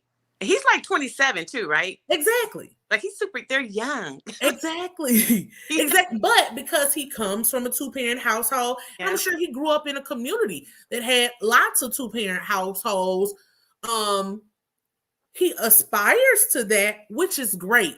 But he does not have enough life experience and has not allowed himself to have enough life experience to really, what you are saying, know what it takes to actually sustain a marriage. And Right. honestly, most people, I'm 38, so even my generation and the generation after mine, because we are used to this like microwave society and what I've said before, the Burger King mentality of, I got to have it my way and I want it when I want it. Right. That's just not life. Mm-mm. It's not realistic. Yes, sometimes you will be happy and then sometimes you won't. But this whole him, who is it? Zach, Johnny, and Ryan have all expressed this desire for a whirlwind romance. When my wife gets home, I'm tearing off her clothes and making out against the wall. Like, you might do that for the first 3 months and you won't do it every day, but you may do that sometimes where it's super passionate. But as you get into your day-to-day life, that is just not. Well, Even the most passionate and romantic couples don't do that every day. I mean, I would go beyond 3 months just to say that. Well, yeah. Like, but Yeah. time where things do start to settle in as years definitely start going by. And again, for me, we got married older, but I was in my share of long-term relationships. Mm-hmm. And again, I was one was like, but this is not my husband. Because Mm-hmm. for me, because I'm from a family where people don't get divorced. So if I can't divorce you, then we gonna get married. unless you're the one that really is the one I can say, no matter whatever happens to you, Mm-hmm. I'm going to always love you and take good care of you. I'm Mm-hmm. always be a good wife to you. So you can't just say that to anybody. That's because it's not superficial. It's from the inside out. You have to meet that person that gives you a balance. That says, you are a good person, but whatever your standards are, I would hope your standards are to have a good person. For me, I wanted a good man who loves God or is willing to know God and get, somebody who had was motivational, had great self-esteem, would not let anything about me, set you back. That you have goals in life. We had to have a very good synergy. Not just that we're physically attractive. That's a very small portion of a marriage.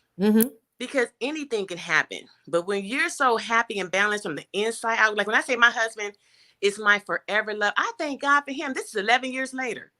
And the trip is, I had to pray for him because I was kind of done. I was hit 40. And, I was one of these women where I'm probably like yourself, plez. People are like, girl, why aren't you married yet? Like, you have all this going on. You're such an attractive woman.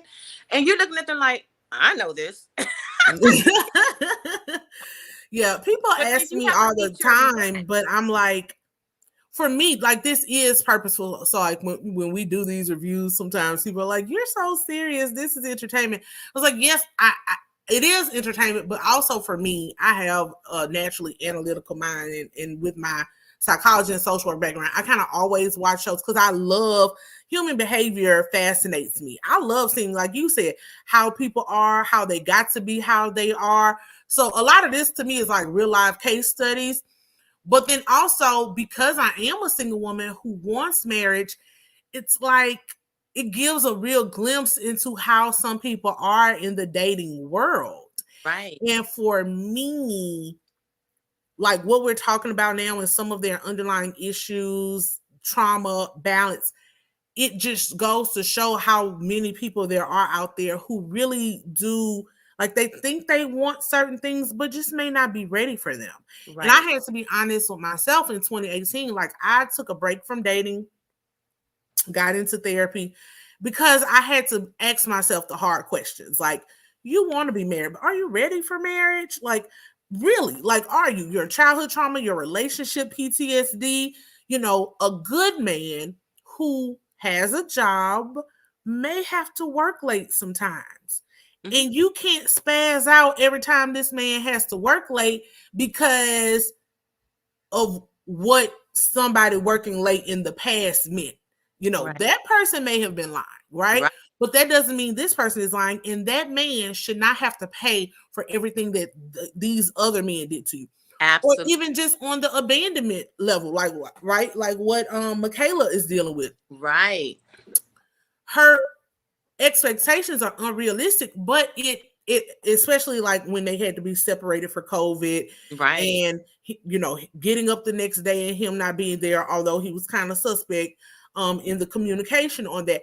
But her response didn't match the reaction, but it's because she's still very much a little girl, in the sense that when you tell me we're going to do something, I'm looking forward to it. Yes. I'm excited. And then you come and pull the rug out from under me. So she's literally back being this little girl who somebody promised her something and then it's gone. And she's, she could not speak up to those adults. So now she doesn't know how to speak up as an adult. And I'm glad you're using the term little girl, because that's what I saw in her responded. Absolutely. But I'm also glad that she was open. I don't know if they had the conversation with Pastor Cal or whoever, that she's actually willing to identify her issues too. Because to me, that was an issue. You have to know how to communicate. And that was maybe for me and my husband. Like, I'm not somebody who's going to sit here and argue with anybody. I never had a relationship full of arguing. It's just not what I do. I know how to have a grown person's conversation, and it doesn't mean it's going to be pleasing, but somewhere in there, especially when you love and you have a respect for one another, because respect is ultimate, it's in trust. You should be able to work through, have that conversation, and be able to move forward without a whole bunch of hollering and screaming. So that's where she was falling. And I think for Zach, I think he jokes a lot. I don't take his stuff very serious, I think he really likes her. I think they both really like each other. I think they're both young, and they're having to learn how to communicate and hear each other. They're going to have to find each other's love language and all that. But I think I can see them pulling through if they're really there for the right reason. Like you were wondering if Jack is really there for the right reason. If he is there for the right reason, I think they have uh, an attraction for each other, a physical attraction for each other. I think they both have a good foundation where it comes to their homes and stuff. I think they like to laugh with each other. And that is so important to have a best friend as you. My husband is my best friend next to God, honey. Yeah. You know what I mean? So you have to know how to laugh. And like you were talking about seeing movies and stuff that you didn't want to see. Do you know how much stuff my husband has introduced me to? Because I would not have done it before. Like, I don't want to watch no boxing. We love boxing now. You know what I'm saying? And stuff that like we were talking about traveling. My husband is not the one he just never has been that one to plan events. And that's get on my nerves because I had dated some dudes that were bad, kind of, you know, and we was always taking trips. And I mean, money is not everything, believe that, you know. And they always schedule trips and stuff, but he's just not like that. But if I do it, if I want to go, we going and we're gonna have a good time. He doesn't bucket. He makes sure it's all taken care of.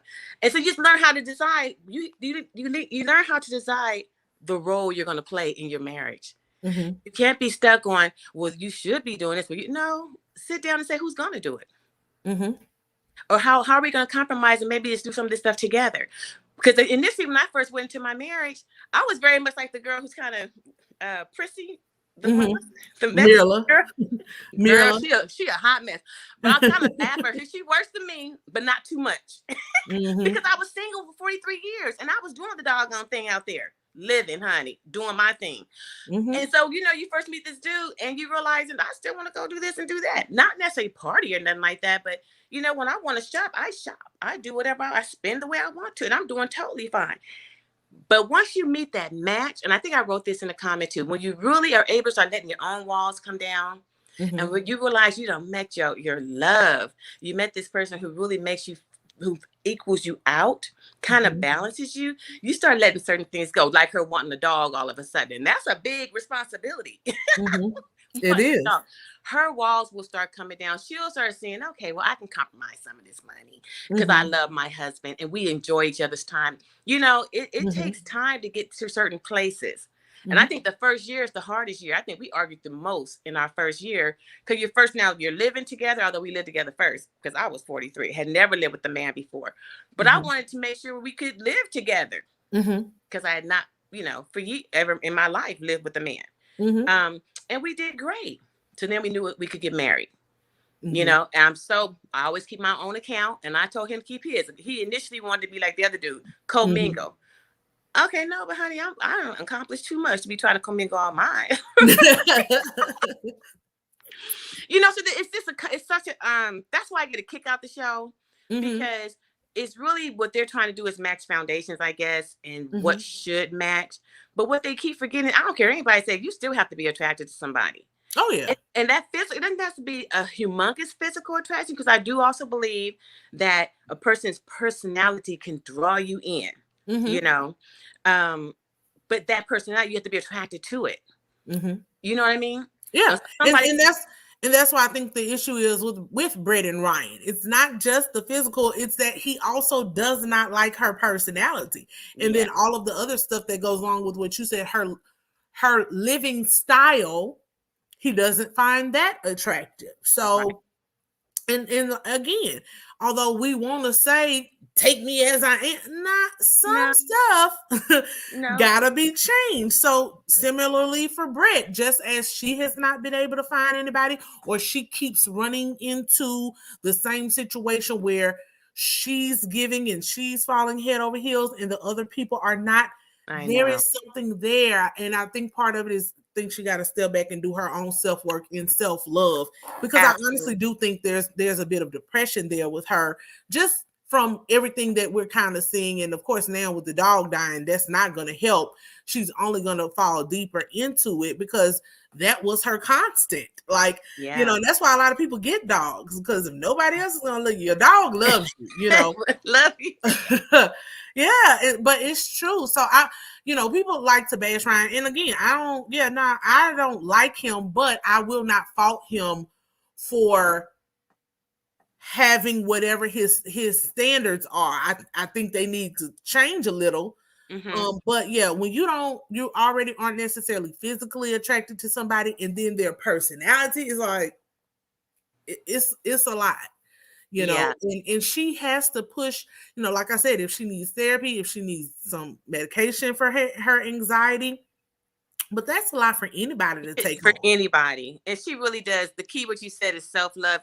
People are so busy trying to be whole together, but no, you have to be whole by yourself first and then come together. Don't look for somebody to put you together. That's not how it works. Mm-mm. And what's so sad about her, because if she knew how to love herself, because she's a beautiful woman and she's very sweet. And whatever this anxiety is from her, she could work on that and be able to look herself and be great about herself and walk with her chest out with her head up high and be like, oh no, dude, I'm good. How are you? What can we do together? Don't always be trying to please some man. He has to do his part of please and believe that to become this direction. There has to be some kind of equal happening there, some kind of balance. She doesn't love her enough. She's lacking confidence in herself. And I hate that for her because she's a very attractive young lady. I think she's very attractive and I think she's sweet. Now, there's something wrong. I mean, I want to say that because people have their own ways of keeping their homes. But they say cleanliness is next to godliness. There's nothing wrong with taking out some time and picking up after yourself, and you'll realize it doesn't take that long to do it if you kind of keep it that way. You know what I'm saying? So maybe there's a form of procrastination. There's something to be said about being disorganized. It says when you have a lot of junk around your house, it's probably like that in your head as well. You know what I'm saying? Don't have me get too deep, girl, because Well, no, but that's true. I do believe that, again, we can clearly tell she has high anxiety and probably depression. Like, she floats back and forth and sometimes maybe doesn't come out of some of them. And so she needs help, like, filtering that out and getting her brain, because yes, you will feel better. I know I tend to, my coworkers laugh at my desk all the time, and I'm like, but I know where everything is. Right. But in certain areas, my home and things like that, like, nah, that's gonna be together. But you're right. When she has, and I think that's something that can be learned or taught, because we don't know. Everyone wasn't raised in very clean households or having to do chores and stuff like that. And that's why it's so important to instill those things, discipline, some types of routine for your kids. Because if you don't start it at a young age, it's hard you can learn how to do it, but it's when you pair up with someone who does it all the time. Or, like, I don't know if Ryan was in the military, but it kind of reminds me of, I don't know if you watched last season with Virginia and Eric. Eric was a military-minded man. So, they pinch corners and take white gloves and all that. So when you get with someone like that versus someone who is like, I do whatever I want, like, that's a hard balance, And it's where compromise comes in. But one thing I do agree with, it can be taught. Because I would say when I was younger, I was so super junky. Oh my! And I'm a military girl. I was in the military, Air Force. Okay. But unless we were having an inspection, we threw stuff where we wanted to. We were partying all the time and drinking and stuff. Back then, then I think as I became stronger and just moving in my pathway of life, and taking more responsibility for myself, for my surroundings, and for my inner soul, my inner peace, I learned that part of what I was doing was what's called procrastination. Oh, I'll get it later. I'll pick it up later. When it would take me 2 seconds to bend down, pick it up, and throw it and hang it in the closet.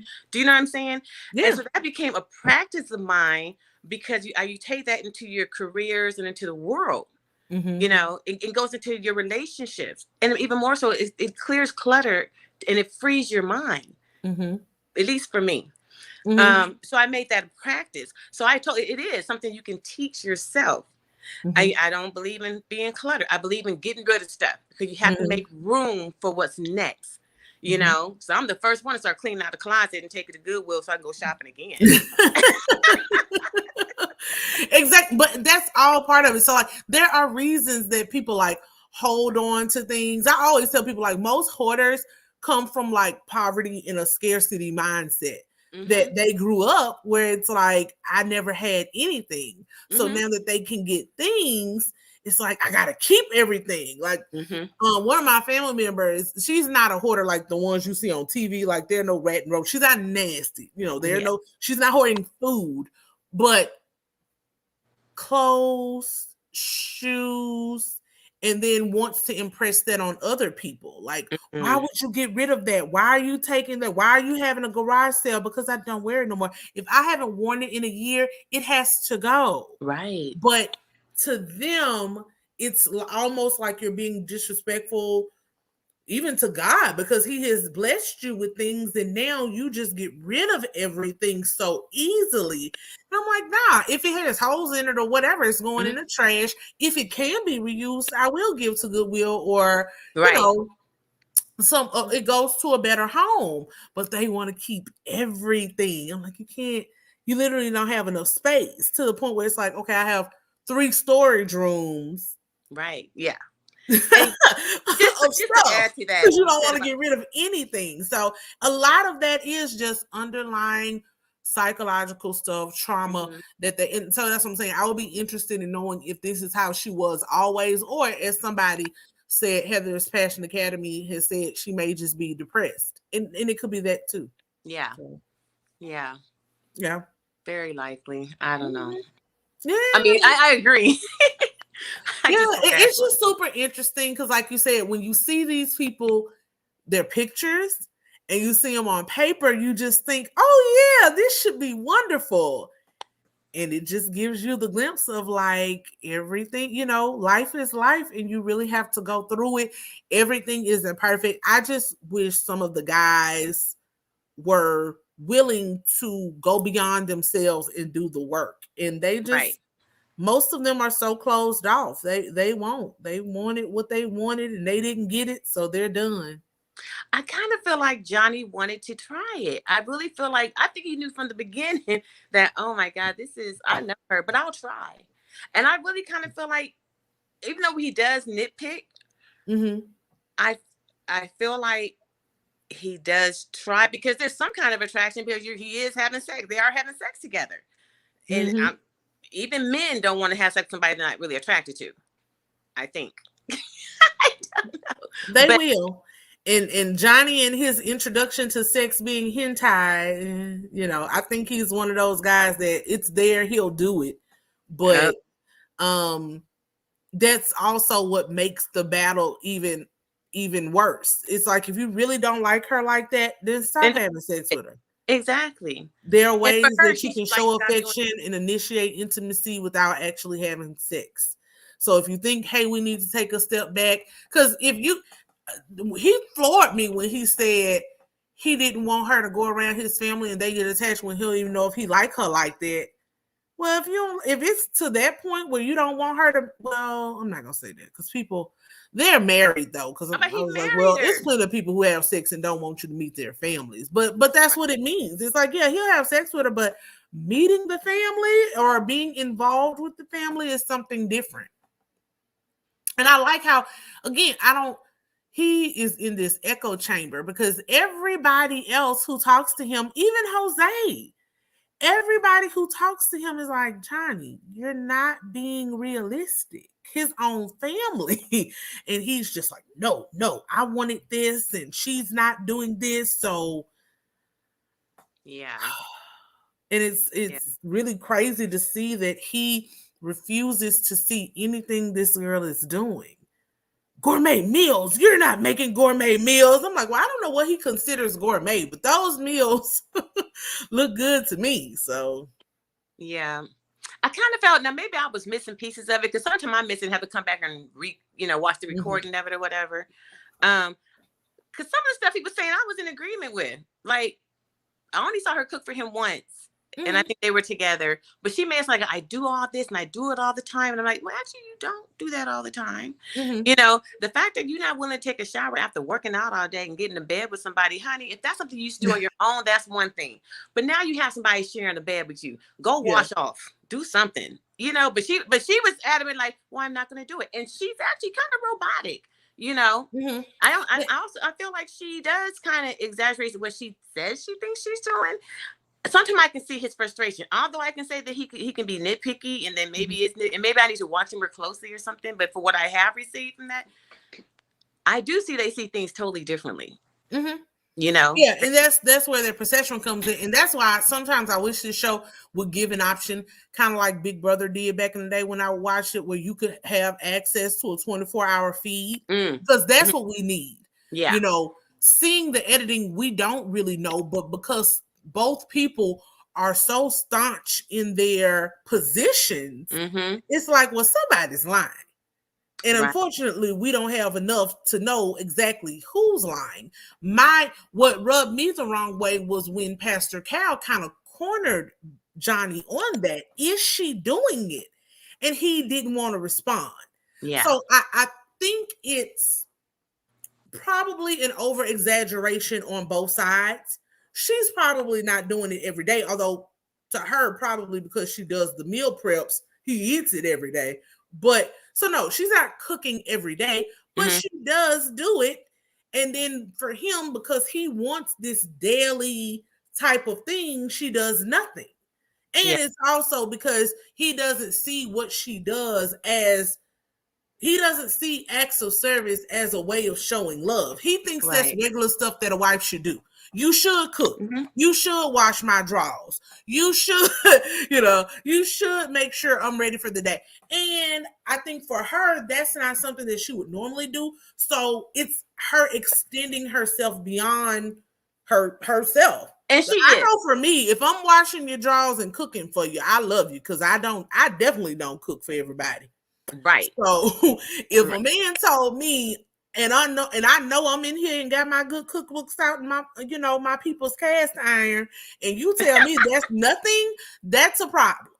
Absolutely. And you probably wouldn't see it again for about a month, because that's something I wouldn't normally do. But that's why the whole love language conversation is important.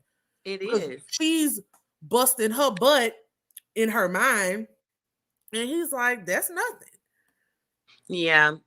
There's a part where she needs to stand up and say, you know what, since you don't see it, maybe we shouldn't do it. You know, even though you're supposed to be there, if you sometimes you got to be able to stand up for yourself and just stop compromising for that other person. I mean, they're going to do what they have to do for the show, to keep the show going, to make it through their little 8 weeks or whatever. I do see her doing a lot of compromising, because she deals with his personality, because it's something I wouldn't do. Oh, no. We would have much more of a it's not an argument conversation, but like, you're not going to sit here and be rude to me. And I would be just straight up and let him know, because maybe he needs some more of her to just, I don't know what he needs from her. I don't know. He said he needs it all. He needs it all. He needs everything. That's just trying. Okay. He's trying. I don't know. But I hope Zach and Michaela make it. I like those two. I think they're just as cute, and I think they're young. And I think, if they go into it and have this trust and the commitment to be loyal to one another, and to listen and hear each other, and to respect each other in the way they communicate with one another, and continue to laugh and giggle, they'll be all right. Know how to have a foundation, know how to learn about their finances and stuff, so that they can grow. I can see those two being okay together. Hopefully. Yeah, they have lots of potential. I think, again, Zach is cool, but I don't see him putting in the effort. A lot of these guys want more. I see Michaela putting in the effort. I don't see Zach's effort yet. I don't see him asking her what she needs. Like, he's constantly offended by her perception. Like back when they asked, they were asked, did she trust him? And he, instead of him just hearing her truth and processing it, he took great offense to it. And it's like, no, don't. You can't do that. When you ask someone for their truth, especially in a romantic relationship, it may be hard to hear, but you need to hear it so that you can adjust accordingly. Or you can confront the truth with your truth of, well, actually, I'm doing X, Y, kind of what Bao is trying to do. Like, you say I'm doing nothing, but because then you can see the disconnect. Okay, the disconnect is, although you're doing X, Y, Z, he doesn't perceive those things as actual things that you're doing for the relationship. And Zach is the same way. I think that was the issue with the whole movie night. It's like he consistently makes these plans of what he wants to do, but then when she wants to do something, it's like he breaks them or something. This, like I said, this episode was different. Mm-hmm. They seem to be on a good path. I just hope that they can move forward and that they both can do a better job of compromising and considering their partner's needs, not just themselves. Absolutely. So, Yeah. Yeah. Hopefully they have a good They need a mediator because I still say they're young. So I think, oh yeah, absolutely.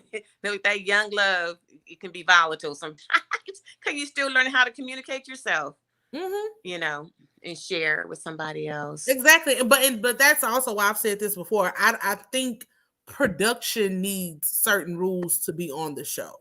Mm-hmm. In my opinion, both Michaela and Zach should not have been accepted for this show. If you have like a bare minimum requirement should be you've been in a relationship more than 1 year and you've been in love before. For you to come into a space that like this and you have never been able to sustain a relationship over a year, you've never told anyone you love them. I don't see how you get a marriage from that because that's the fundamental part of a marriage.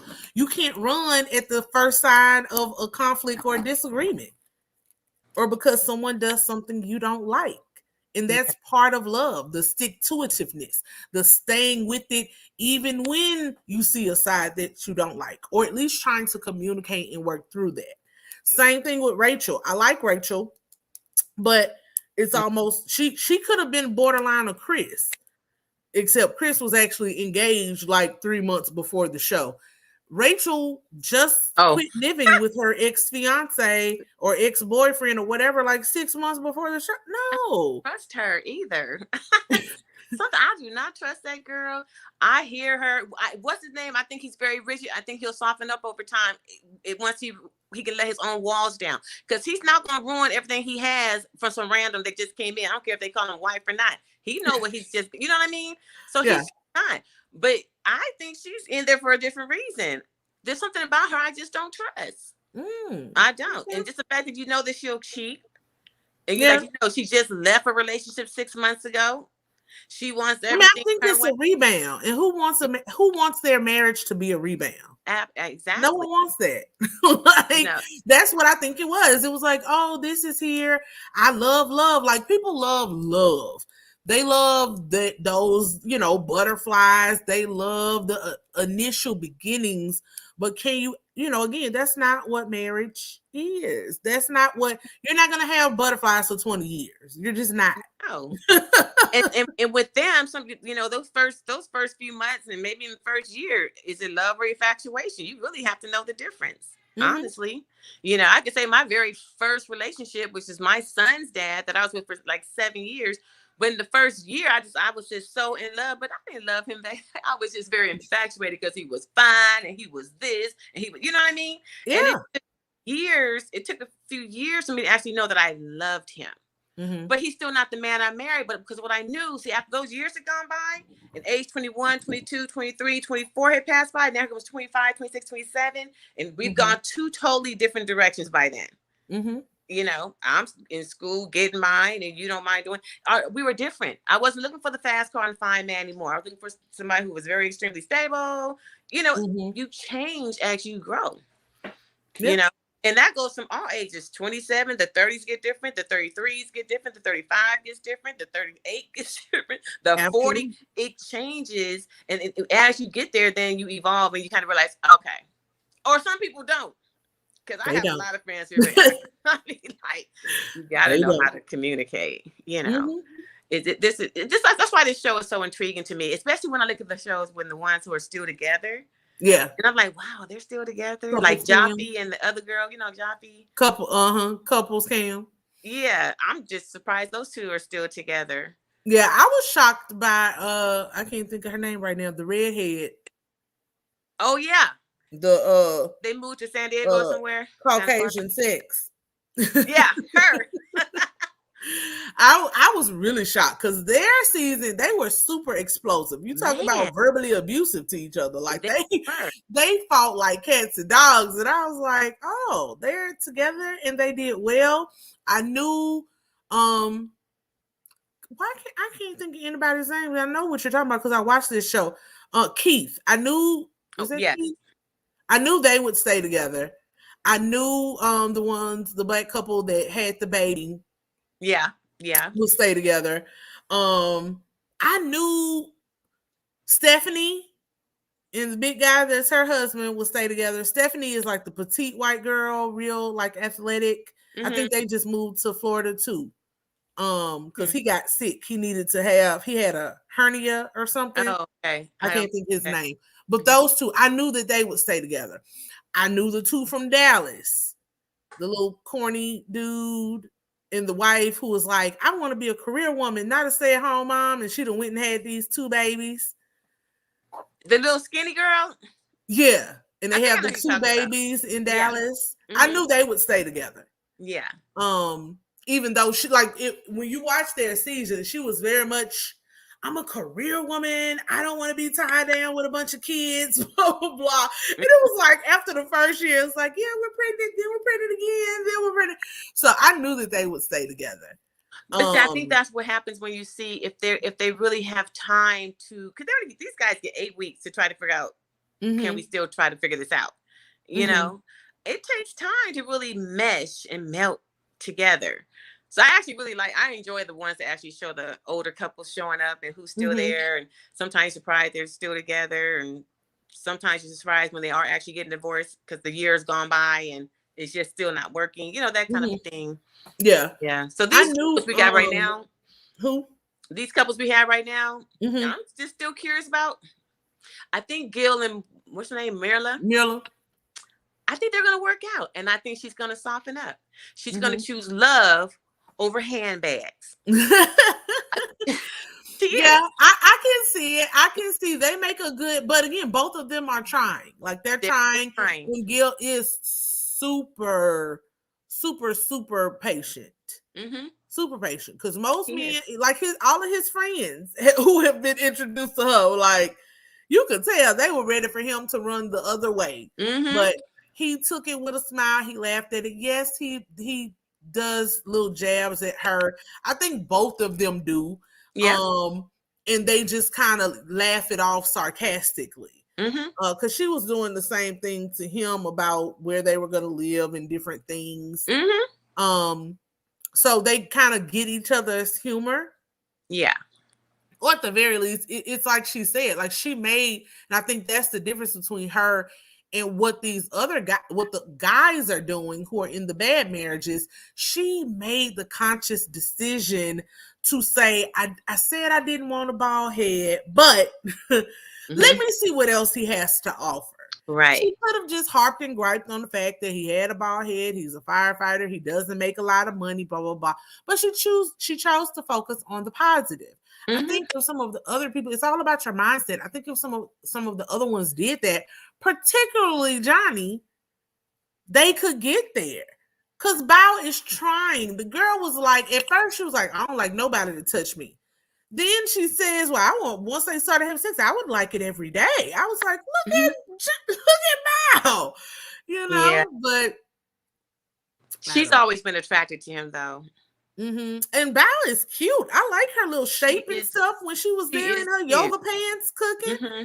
She has a very But cute she's so shape. super regimented. But then so is he. That's why they kind of put those two together, I guess. He Well, lining no, up all and the same honestly, that was an shirts. issue for me early on. But it was more so on Bao's part than Johnny's because Bao specifically said she did not want anybody as neurotic as she is. Mm-hmm. And it's like they went and found someone more neurotic than she is, which is crazy. Right. Right. Yeah. It's gonna be interesting. I mean, she was even deviating from the recipe this episode. she was living on the wild side. She was like, I'm gonna try these whole tomatoes, You said living on the wild side, huh? Exactly. Yeah. That's wild for Bao. And Yeah. then she keeps talking about this personal drawer. I'm like, but see, even that, right? Like, yeah, you can introduce your husband or your spouse or whatever to your personal drawer when you want to. Right. It's like he's like, I want what's in the drawer. Sir, it is her drawer. Yeah. It's better when she's ready and open it up to let you don't get to have access to everything just because you're married to her. It was just even that little thing where I'm like, he really does not know how to be autonomous. He wants someone that is going to be glued to him at all times. And that's just, well, that's his own insecurity. Yeah. That's why he's still single. They said he's dated like a whole bunch of women. Well, you can't, you got to have your own autonomy. You do. You know, I want to say in the beginning of my marriage too, but that's because my husband came from a whole nother state. I'll tell you about that later. Yeah. But he moved to California from Philadelphia. So he didn't know anybody here, you know? Okay. Real talk. This is totally different thing since you said that. Me and my friends always joke because we live in the South. We're like, man, where are the black men? And so we'll see things on social media. And I'm like, girl, apparently all of the types of men that we like live in Philadelphia, DC, and New York. Yes, ma'am. So like I don't ever, they have these like coalitions of black men in beards and suits. And they love us, sister. And they like all of us. I'm like, what?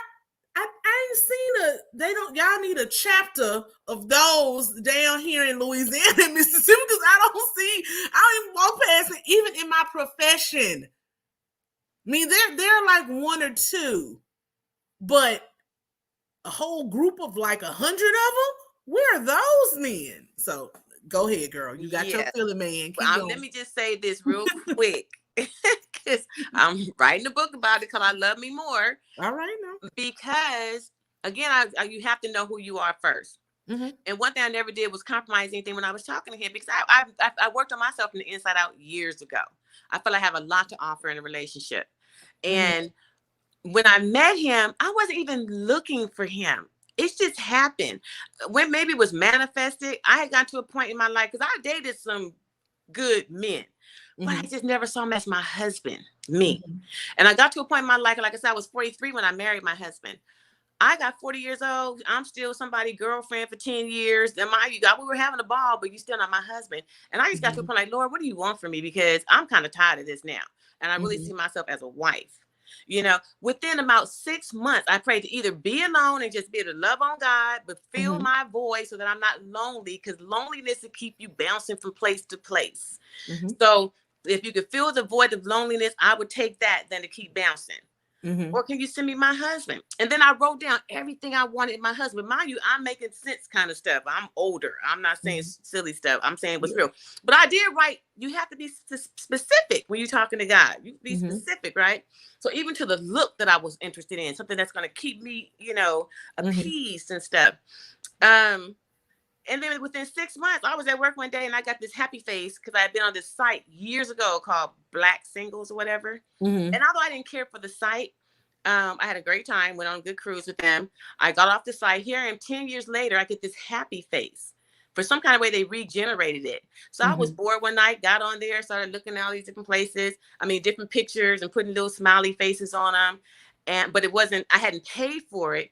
And my husband had responded. And the funny part is, my parameters were like 50 miles, non-smoker. I don't care what you looked at. If you smoke, I'm not interested. And my radius is 50 miles. And when I looked at my husband's picture, he was a little handsome guy, but he was about 30. And mind you, I'm 40 something. So I was laughing because I was calling him a little boy. He responded. A few responded, but he responded. And I had to pay for it to see what he said, right? And he was just so eloquent in the way he wrote. And he was so mature in the way he wrote. He talked about his life and how he had been married and how he has children, everything about. So then we exchanged numbers and started talking, and it was on from then. And then we realized, I'm in California. How'd this happen? You're in Philadelphia. I would have never done that, And I didn't know he smoked until we actually visited, and he smoked. And I'm like, oh my God, I would have never done that. But I expressed that to him immediately, because I don't think you should just start saying, well, okay, no. Red flags, you either address the red flag or let him go. See if he's willing to make those changes for you too, if it's that serious to you. You know what I mean? And so that's why I said, whatever you do, be you, please, because I'm going to be me from our very first conversation. I'm not going to act like, oh, hi, sweetie. No, what you see is what you get. And mind you, it's good. Don't get me wrong. But I feel like too many people perpetrate who they're trying to be to attract that person. And then what happens is you can't keep up that perpetrate forever. The fraud will fall. And then things fall because you're not that same person that person met.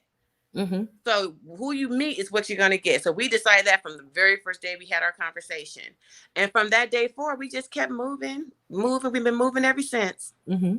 But prayer, I mean, I must have Yes. manifested it. But Mm-hmm. just knowing who you are and then going outside of your safe zone. Because again, I would have never, it wasn't even my thought back then to look at people outside of my state. Yeah. You know? And then Yeah, it's true. A lot of times they're out there. You just kind of sometimes have to be open to it or willing to go and visit. Then you have to think about if you're willing to move and things like right. that. But I agree because me and one of my best friends we talk sometimes about different stuff because we both are single and I'm just like Then there's a guy in my current sphere, social circle, as I should say, or like I have access to, let me say that. And so she's always teasing me like, you need to shoot your shot. You need to shoot your shot. I'm like, I'm kind of really against that. But also, like you were saying now, you have to be ready. So it's like doing the self-examination of saying, okay, am I really ready? And you may have a type, but does your type like you?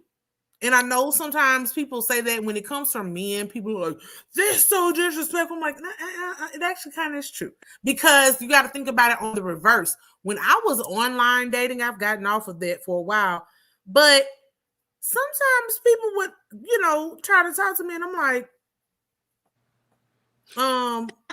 what about me says that I would ever consider you as an option? Whatever that is, I gotta fix it because this is not but I realize that men are very different usually sometimes when it comes to that. Like most men, they gonna shoot their shot, they don't care. I was gonna say they're gonna shoot their they shot. do not care. Whereas me, and I think especially the type of guy that I like, or this particular guy anyway, I'm like, I'm watching his pattern because I actually know him in real life, right? So I look at the stuff that he posts on social media. I look at his daily regimen and I'm like, oh no.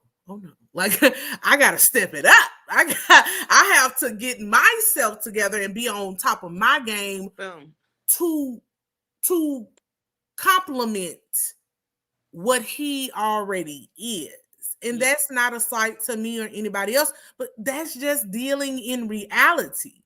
You know what I'm saying? When you see a man who has a certain level of discipline, who has a certain level of just his presence.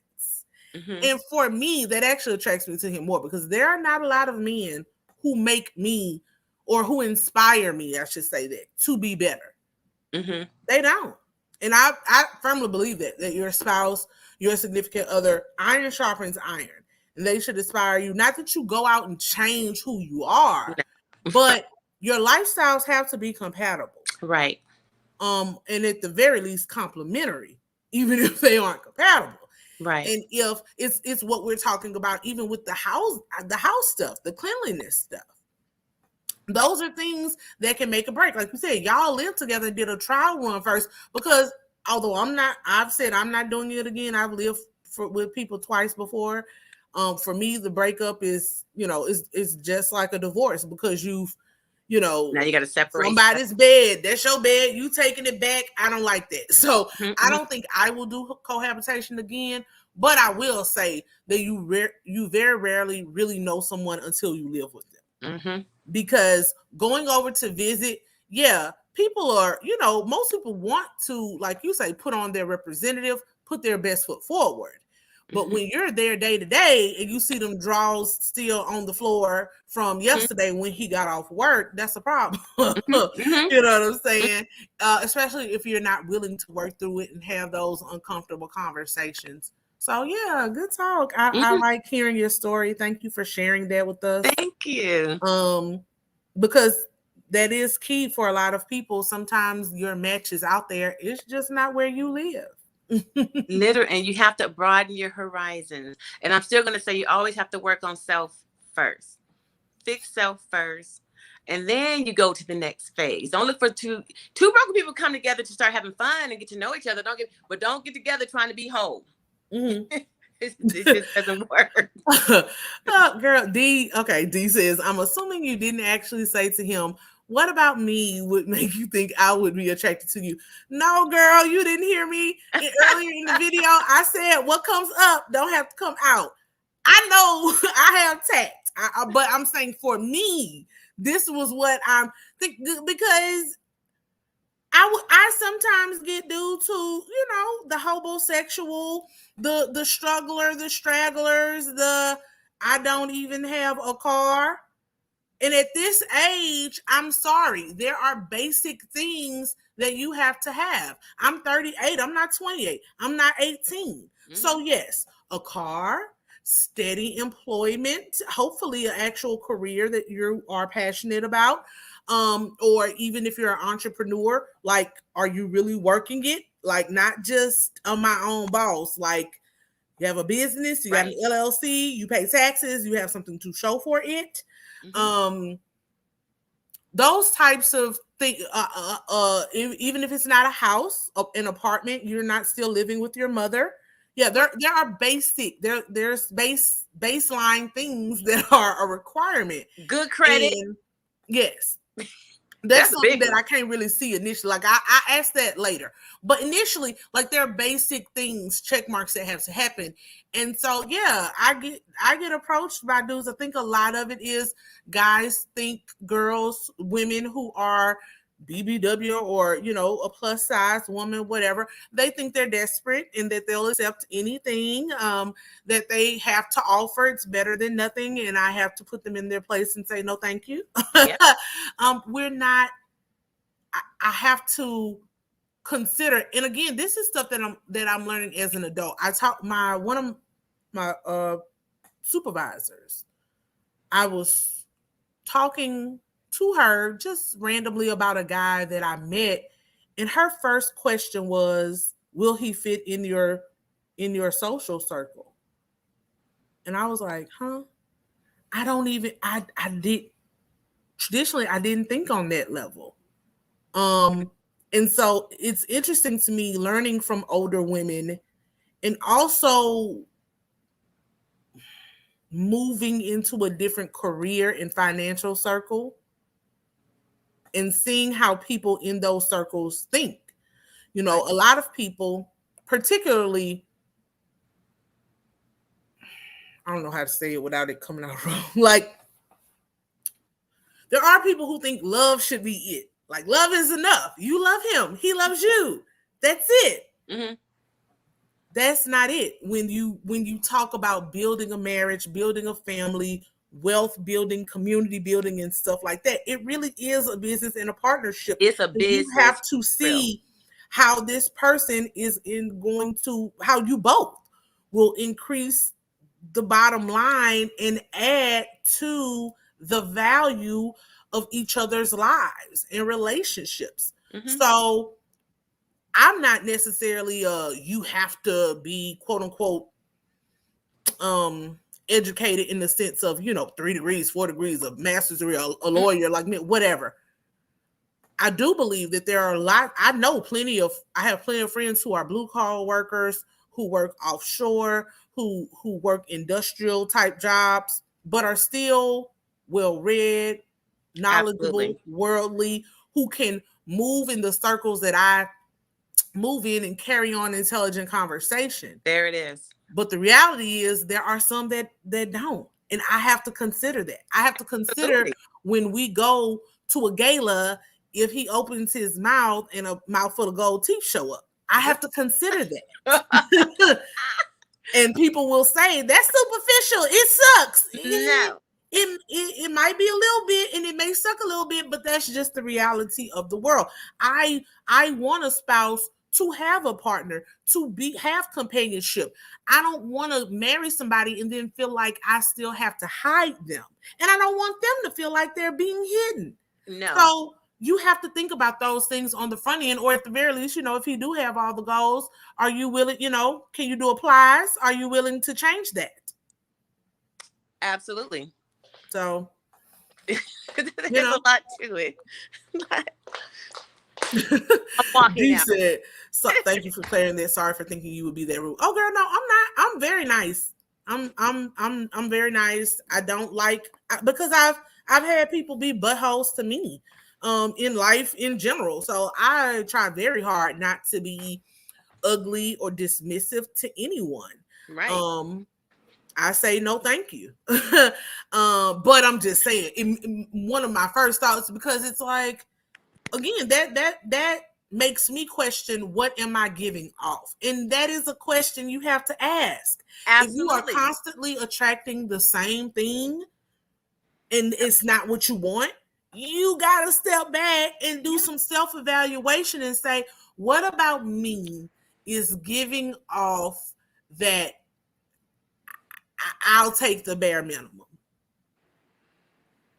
I Um, didn't think I gave that off, but apparently sometimes maybe I do. And so it's like, yeah, it's, to me, it's just part of the self work and part of what Self-worth happens. is everything. Walking in your confidence is everything. Mm-hmm, I don't know if I can share this here, but I am an author. I'm being published. The book is called It's Time. And it's about being confident in yourself, loving yourself, and being the best you can be first from the mm-hmm, inside out. Once mm-hmm, you know who you are and you know your worth and what you deserve, you start to walk in it. mm-hmm, You can walk and you're going to attract what you put out. mm-hmm, That's a fact. mm-hmm, And it's not the aesthetics of the outside, it really is the inside that will glow. I've seen some bad women, honey, mm-hmm, that might not necessarily be the most physically mm-hmm, attractive, but the way they keep themselves together and mm-hmm, present themselves and walk with the confidence and how well they speak, men mm-hmm, be flocking all over them. And you're wondering, how this sister, but look at her, because she walks in her confidence, mm-hmm, you know? And then you also, because I have girlfriends, they just get some, and these girls are bad, but they always are emotionally broken. They're bad in their finances. They're bad in how they rolling and stuff, and got the worst and most broken down men I've ever seen in my life. And then they would ask me, well, girl, how you all, because I don't even accept that in my life. Girl, please, you have to have a standard. mm-hmm. Period. Some people, you kids can't even look at me. I'm gonna say hi and be polite to you. Yeah, yeah, but don't, no, that's it. That's it. You don't step this way, you know, and you be polite. Cause I'm not trying to be rude to anybody like that. That's just not my personality. But just know you can't, sir, I know my standards. I know my worth. Mm-hmm, And once you realize that, even when you're online, when I got online, I was very specific online mm-hmm, who I was. I'm like, I'm a career woman. I'm bad. Because you have to, don't, it's not being arrogant to know who you are. And that's the problem. Too many people who are not on the same plane, they'll think of, oh, she's so arrogant. No, if you don't say it for yourself, who's going to say it for you? mm-hmm, When you've done your work, you better allow that to work for you.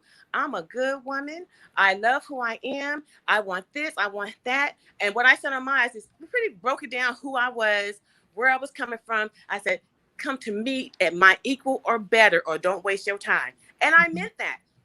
That mm-hmm, was in my profile, on my bio. mm-hmm, And I was hoping that, and it did.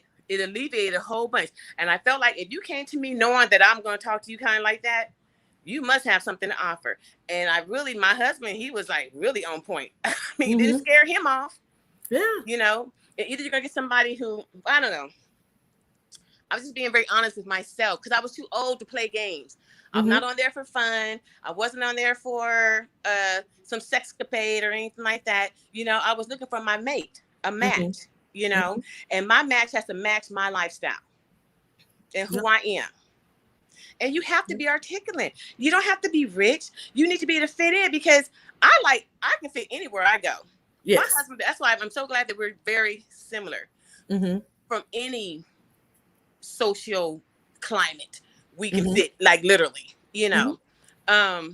But business and growing together was very important to me. So I have to know somebody that you have a business mind, even if you never used it, you're willing to learn. mm-hmm, You're willing to work it together and step out on um, faith and just be willing to explore, mm-hmm. you know, because that's who I am. So it's very important to know who you are. And if you're not that person that you want to be, then become that person. Because it's, Absolutely. it's your choice. It's what you choose to do for you. And it really is. And when you realize that you own you, because a lot of people don't realize they do what they've been taught. Mm-hmm, But if you see something that you like, or another way another sister's looking, carrying herself, or the kind of work or career they have, don't hate it. Go rub shoulders with that chick and say, girl, what are you doing? Because you just bad. Mm-hmm. You know, congratulate. How are you getting there? You need to know how to make these people your friends. Yeah. You want to keep going higher and higher and higher to where, Yeah. until you're happy, until you're feeling fulfilled within yourself. But as long as you keep yourself in a mediocre place, you're going to be mediocre. And I don't mean that in a bad way. I mean, if you want more, you can be more. You know, you have to be happy within yourself. Because I'm not knocking Exactly. anybody's status or nothing like that. But I'm saying, if you know, I see too many women who have it going on but are emotionally broken, and they get the emotionally broken men, and they start taking care of them and all this stuff. I'm not taking care of a man, and I would never take care of a man, except if it was my husband or a long-term boyfriend, whatever, and something happened to him. You know what I'm saying? If they've shown themselves worthy over time, and then something happened, and you got to kick in for the moment or whatever. I see that, but I see two women just go into the relationship like taking care of them, paying their child support because they got kids. And I have girlfriends like that to this day. I be looking, I'm like, girl, no, they cheating and you still, I'm just hanging out. You know, Exactly. there's a point that you have to feel better and know that there are other men out there. You have to trust there's other and that you're deserving. Yeah. You know, Exactly. That's like Terry B. She says, "Please, you have that sweet spirit about you, so they think you'll be the sweet, caring person to care for them." And so, Terry, thank you for that compliment. But I will say that is kind of a blessing and a curse, right? Being a caring person, being an empath, it will, if you are not careful, if you don't do the self work that Candace is talking about, I attract broken people. Who expect me to be the fixer. And in the past, I have signed up to be the fixer. I thought I could be the fixer. I thought I could save and inspire and just everything about me, my loyalty, my whatever would cure whatever mama issues, whatever past women issues, whatever they had. And unfortunately, more often than not, it would end up wearing me down, and then they would still be their same bitter, old, mean, right, ugly selves. And then I'm curled up in the fetal position somewhere crying, like, how did I get here? right. So when you have that type of spirit, that type of personality, boundaries are paramount.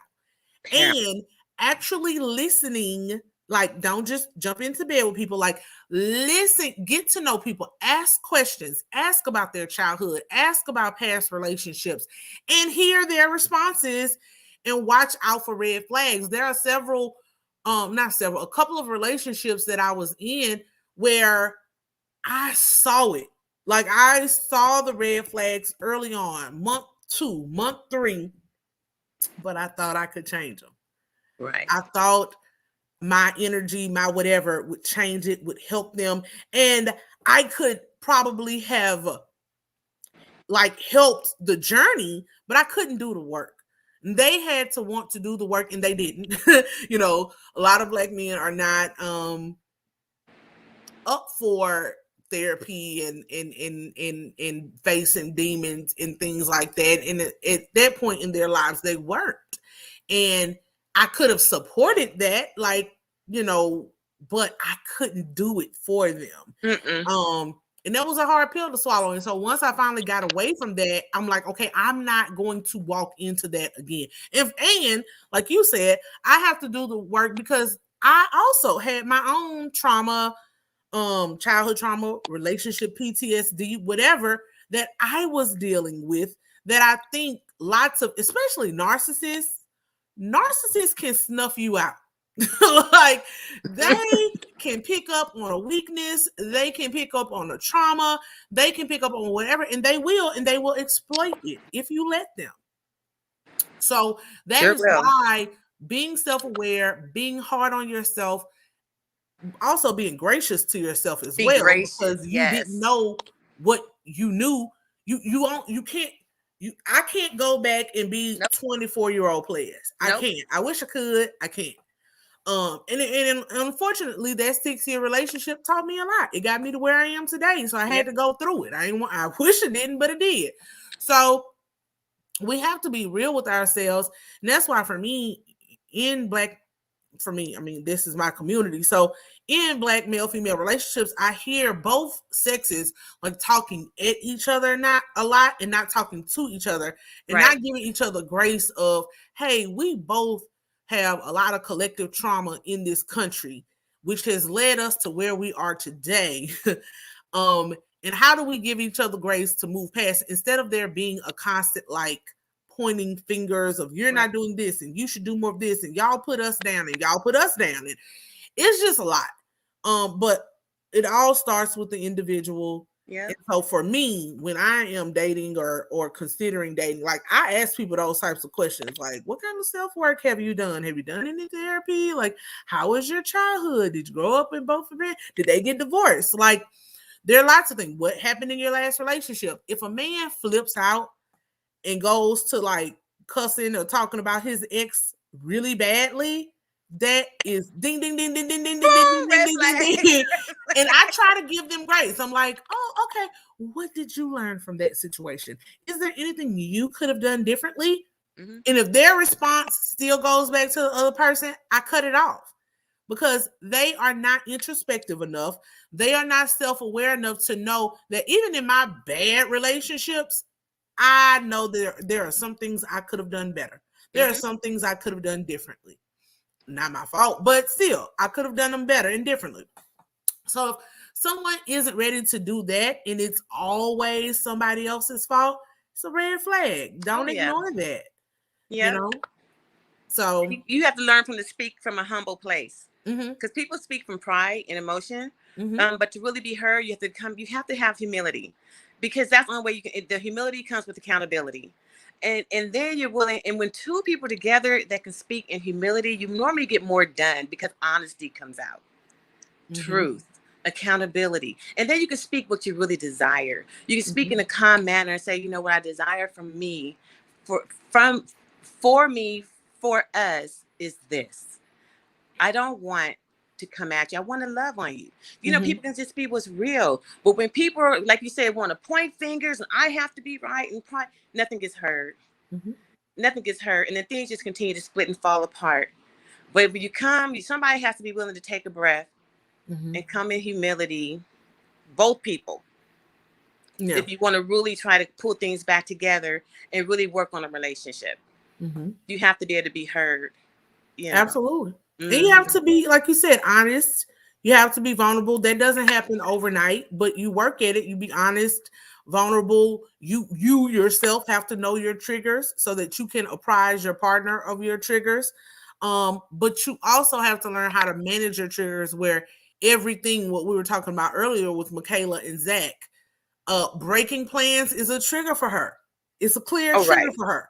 Absolutely. There has to be a point where she gets beyond emotionally reaching out and reacting. And I think she's trying to get to that place of saying, hey, when you break plans with me, this is how it makes me feel. Right. And once she tells Zach that, it is then his responsibility, which is what kind of teed me off with him a little bit, of it felt like he was then testing her. You don't test your mate's triggers. Like, you don't purposefully do that because, again, you're supposed to love this person and protect this person. So you should not be the person antagonizing them. You should honor that trigger and say, you know what? Okay, now I know not to promise something. I know not to set up a date night. And if I do, I cannot cancel unless it is completely unavoidable. Because the reality is life happens. Sometimes plans have to be broken. Absolutely. But I can say, because I've experienced that as well, for someone who has abandonment issues or attachment issues or whatever, no matter what the reason is for the cancellation, the feelings are still the same. You're still hurt, you're still disappointed. But being an adult, you know how to handle hurt and disappointment a little better. Yeah. And you can put boundaries in place. If your boundary is never promise me anything, then that's your boundary. Never promise me anything. Like, you can say, I'm going to try my best, we're going to see what can happen, but never say, oh, I promise this night we're doing XYZ, because then it's going to trigger that person and send them right back to whatever headspace they used to be in when their daddy or their mama or whoever would promise them something and never do it, you know. So that's a lot of work. It's it going to take is. work. That's going to be some individual work, because things do happen. Exactly. You know, people, you can't be consistently messing up. Then that's, of course, a problem.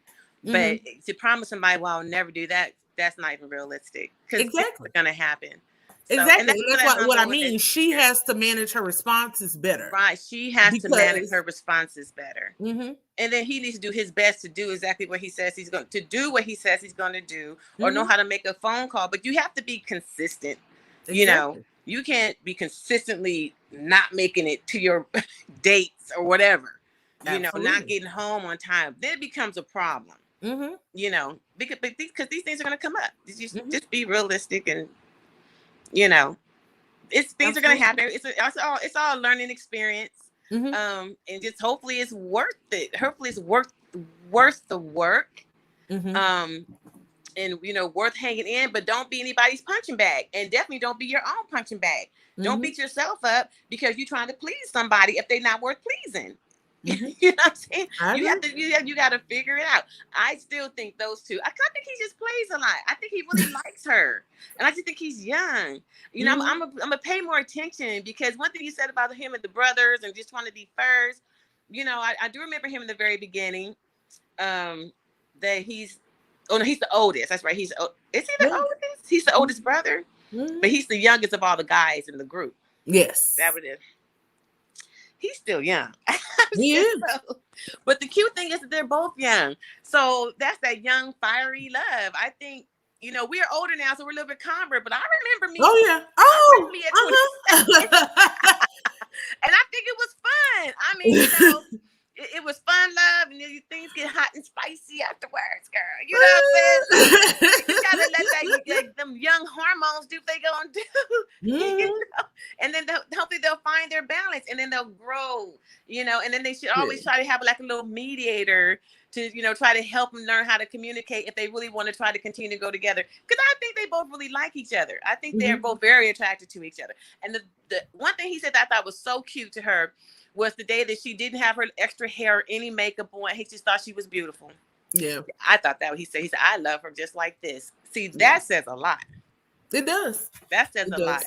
You know, I think he's willing to try. I think she's willing to try. And I'm enjoying watching that fire, because I remember the fire, you know? Yeah.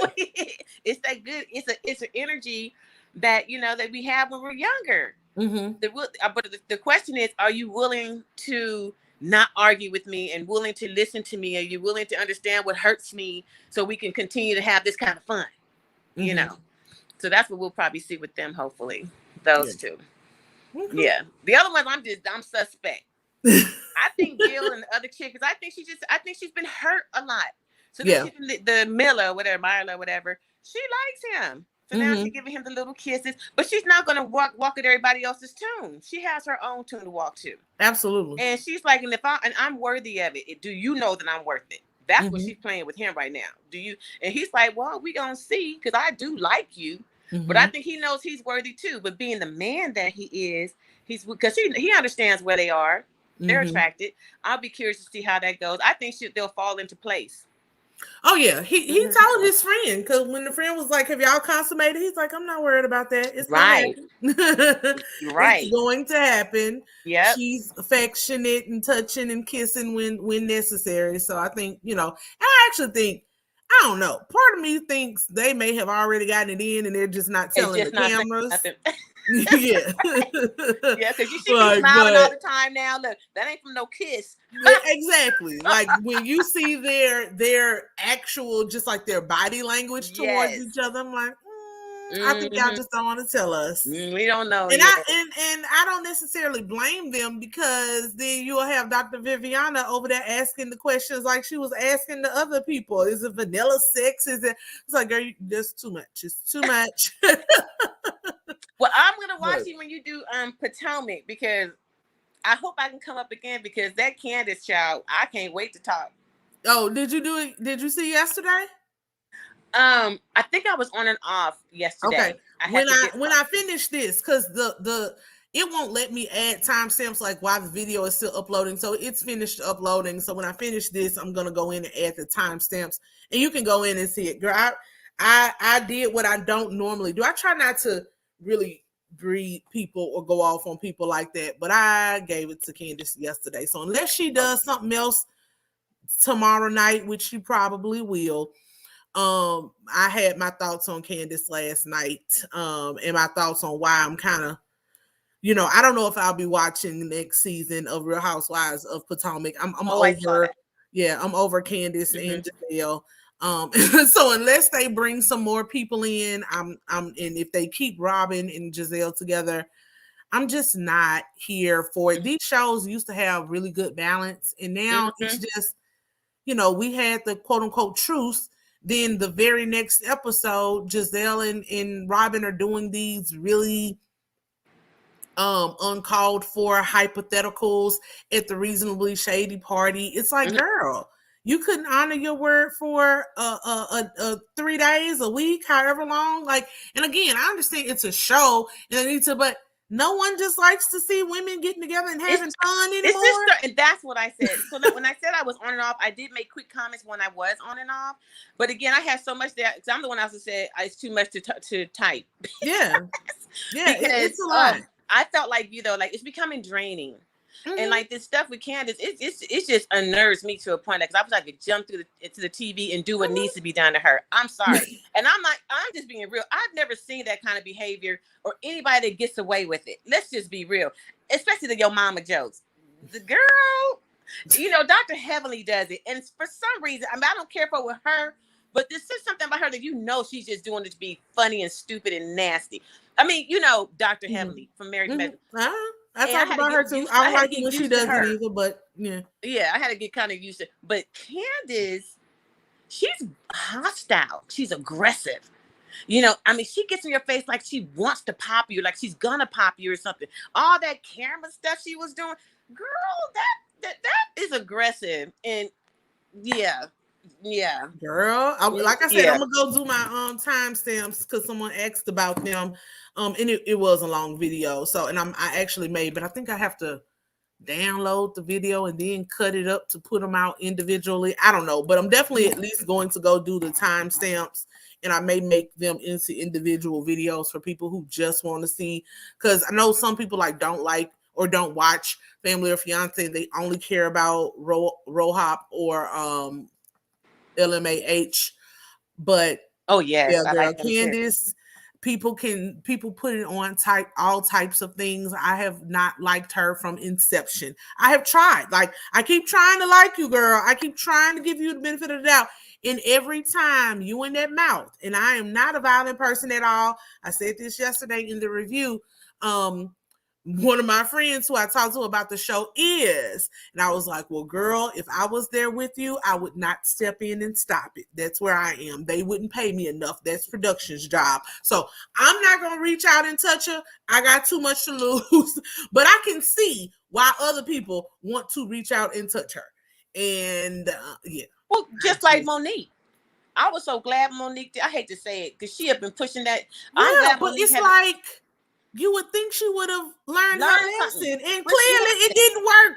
So she did it again. Yeah, there's something up with her too, but I don't want to hook. So I know you got this going on. Thank you for having me up here, girl. Thank you for coming. I've always enjoyed watching to meet you. Now I have a face to put with the name for POP. Yes, so it's positive person, but I'm Candace. Okay, nice to meet positive you. on purpose.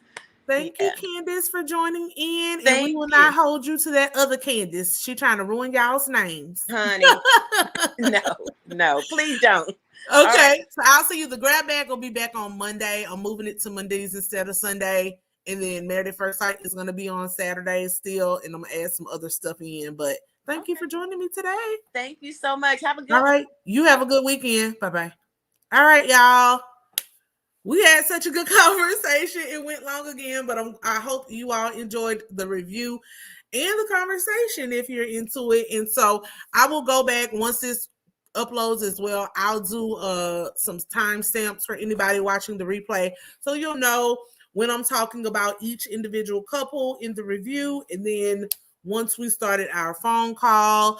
Kamiko asked that I give you all the name of the book again. Yes, I can. So the book is titled Get Out of Your Own Way: Practical Lessons for Conquering Procrastination, Fear, Envy, Neediness, Guilt, and More. And it is by Mr. Mark Goulston, MD, and Philip Goldberg. It is a great book that talks about how we can overcome self-defeating behaviors in our life, not just romantic relationships, but your life. There may be some things you want to do in your life and something in your spirit or your mind is holding you back. How do you push through that? How do you break through those walls? Get out of your own way. So check it out. I'm sure it's available on Kindle and Audible and all those good things. I personally, for the most part, still like to get actual books. I like turning the pages. I like bending down the page or getting my bookmark when I'm taking a break. So yeah. Let's see. Heather's Fashion Academy says, I stopped watching Real Housewives of Potomac because of Candace. Girl, I'm almost there as well. Black Tornado said, I really enjoyed it. Thank you so much. So I am Plez. This is Scared of Beautiful. Y'all, please like the video on your way out. Comment when the video finishes so we can help push this up in the algorithm. Make sure you also subscribe to the channel. I'm looking to grow this channel, grow this community for my beauties and bows. And I just really thank you all for being here with me tonight. I will be back on Monday with the grab bag, which is where I talk about some of the shows that I'm watching. And I'm going to be adding in some more content. So stay tuned. I'm really developing some stuff behind the scenes with some of my trusted friends and people that I want to collaborate with. I'll be doing some more pre-recorded videos. I'm also going to start doing the Ask Plez segment that people asked about and talking about some more stuff regarding my profession and being a lawyer, attorney. I get those types of questions a lot, right? So thank you all so much for joining me. I really do appreciate you spending your time here with me because you could be anywhere and you choose to be here at Scared of Beautiful. All right, so I will see y'all next time. Bye.